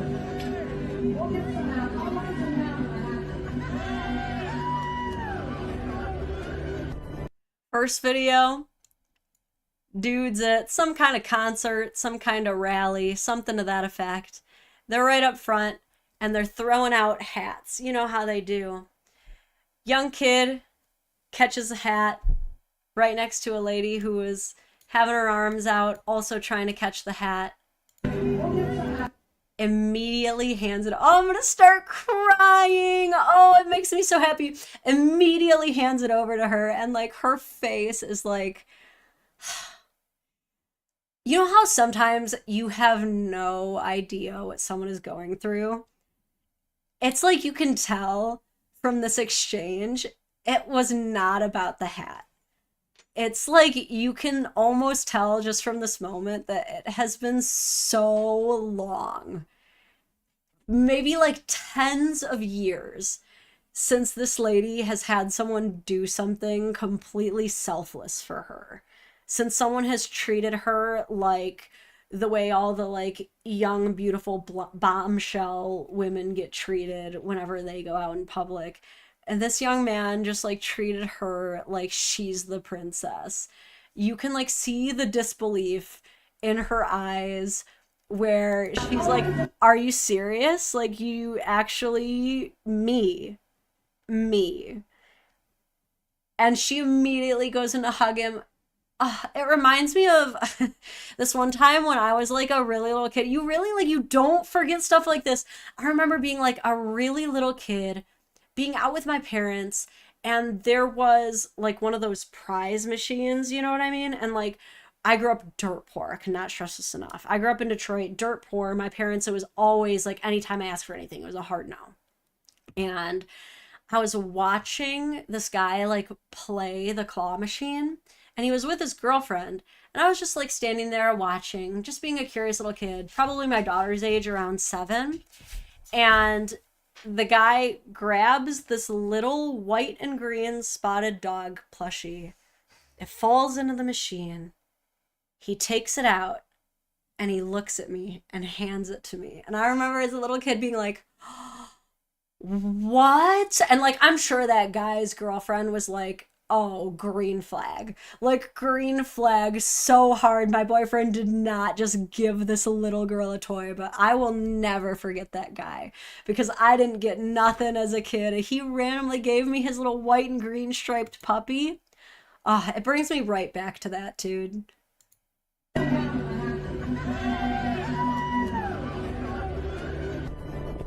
All right. Now we got a guy riding his bike in between like this one's a lot less tear jerky and just wholesome. But guy is riding in between lanes on his bike. He's able to just keep cruising, but he stops because someone is also trying to get through. They both stop for each other and wave.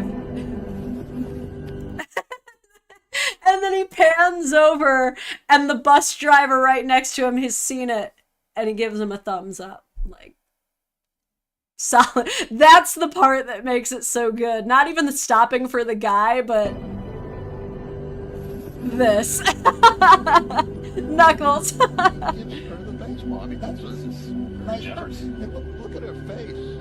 Mom is really happy. Another one. Baseball moment. She comes out to hand a little boy a ball. What does he do? Look at her face. Hands it to the girl behind him. Everybody's happy. Had to make myself cry to wrap up the stream. Little stuff like that, man. It gets me. I can be so mad all the time, but then I like see someone give away a ball and I'm like, it's so cute. So sweet. Do I still have the dog? It's funny you say that because I have no idea whatever ended up happening to that dog. And yet I have like a very concrete memory of it. Like I remember exactly what the dog looked like and I remember like holding on tight for so long to that dog, but no, I do not still have that dog. I have no idea where it went. I know my parents have like gotten rid of a lot of stuff and like decluttering. You know how parents are when they're like, you don't even play with this, and they get rid of it, and then like you're like, yeah, but I remembered it 17 years later. How dare you? It's fine though. That dog exists in my memory. And hopefully that guy went on to like marry that girl he was with and they've just lived happily ever after. That is my sincerest hope. All right. You guys need some pet tax to cap off this stream. My tears are not nearly good enough.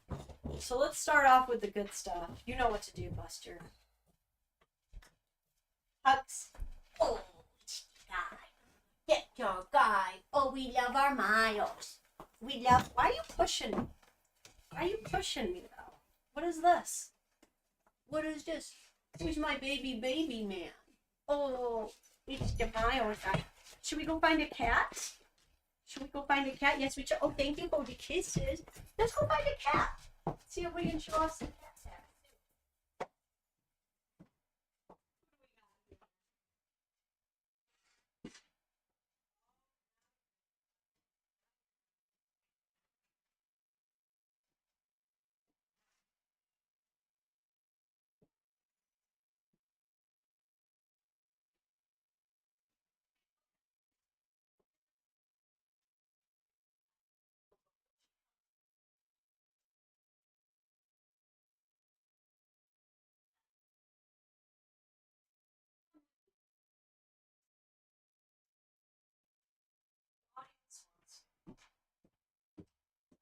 All right, today for end of stream cat tax, we got a Catilia,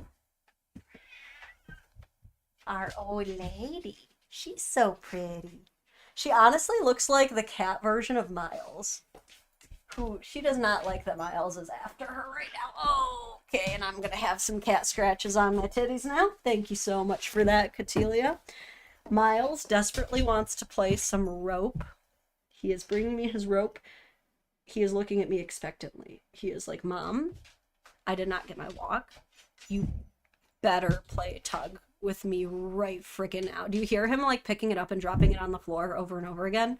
He just keeps going, hello, it's here. Are we gonna play rope?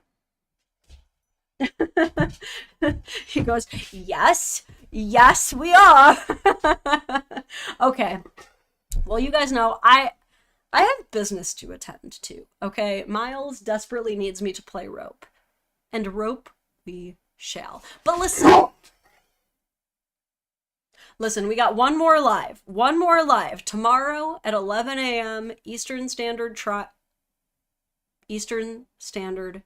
I was about to say we're going to be covering true crime, so that's where the words blended together. 11 a.m. Eastern Standard Time tomorrow. We're going to be covering some Dadvocate related true crime. So we will be back same time here, and then also over the weekend and maybe in the evening if I have any free time, if the kids give me any free time, I shall also be editing down these lives into smaller little subjects with like memes interjected and things like that if you guys want to see these videos, but in much shorter form. So I'm going to be coming out with that, and I've got some shorts coming out for you this week as well over on TikTok, Instagram, Facebook, and here on YouTube. Sorry, Twitch, no shorts feature there yet, but maybe something to work on. So, all right, it is definitely time to go play rope with Miles. You guys are the very best. Hey, you better not walk away from this without hitting like. Don't even think about it. If you have been watching this far and you didn't hit like,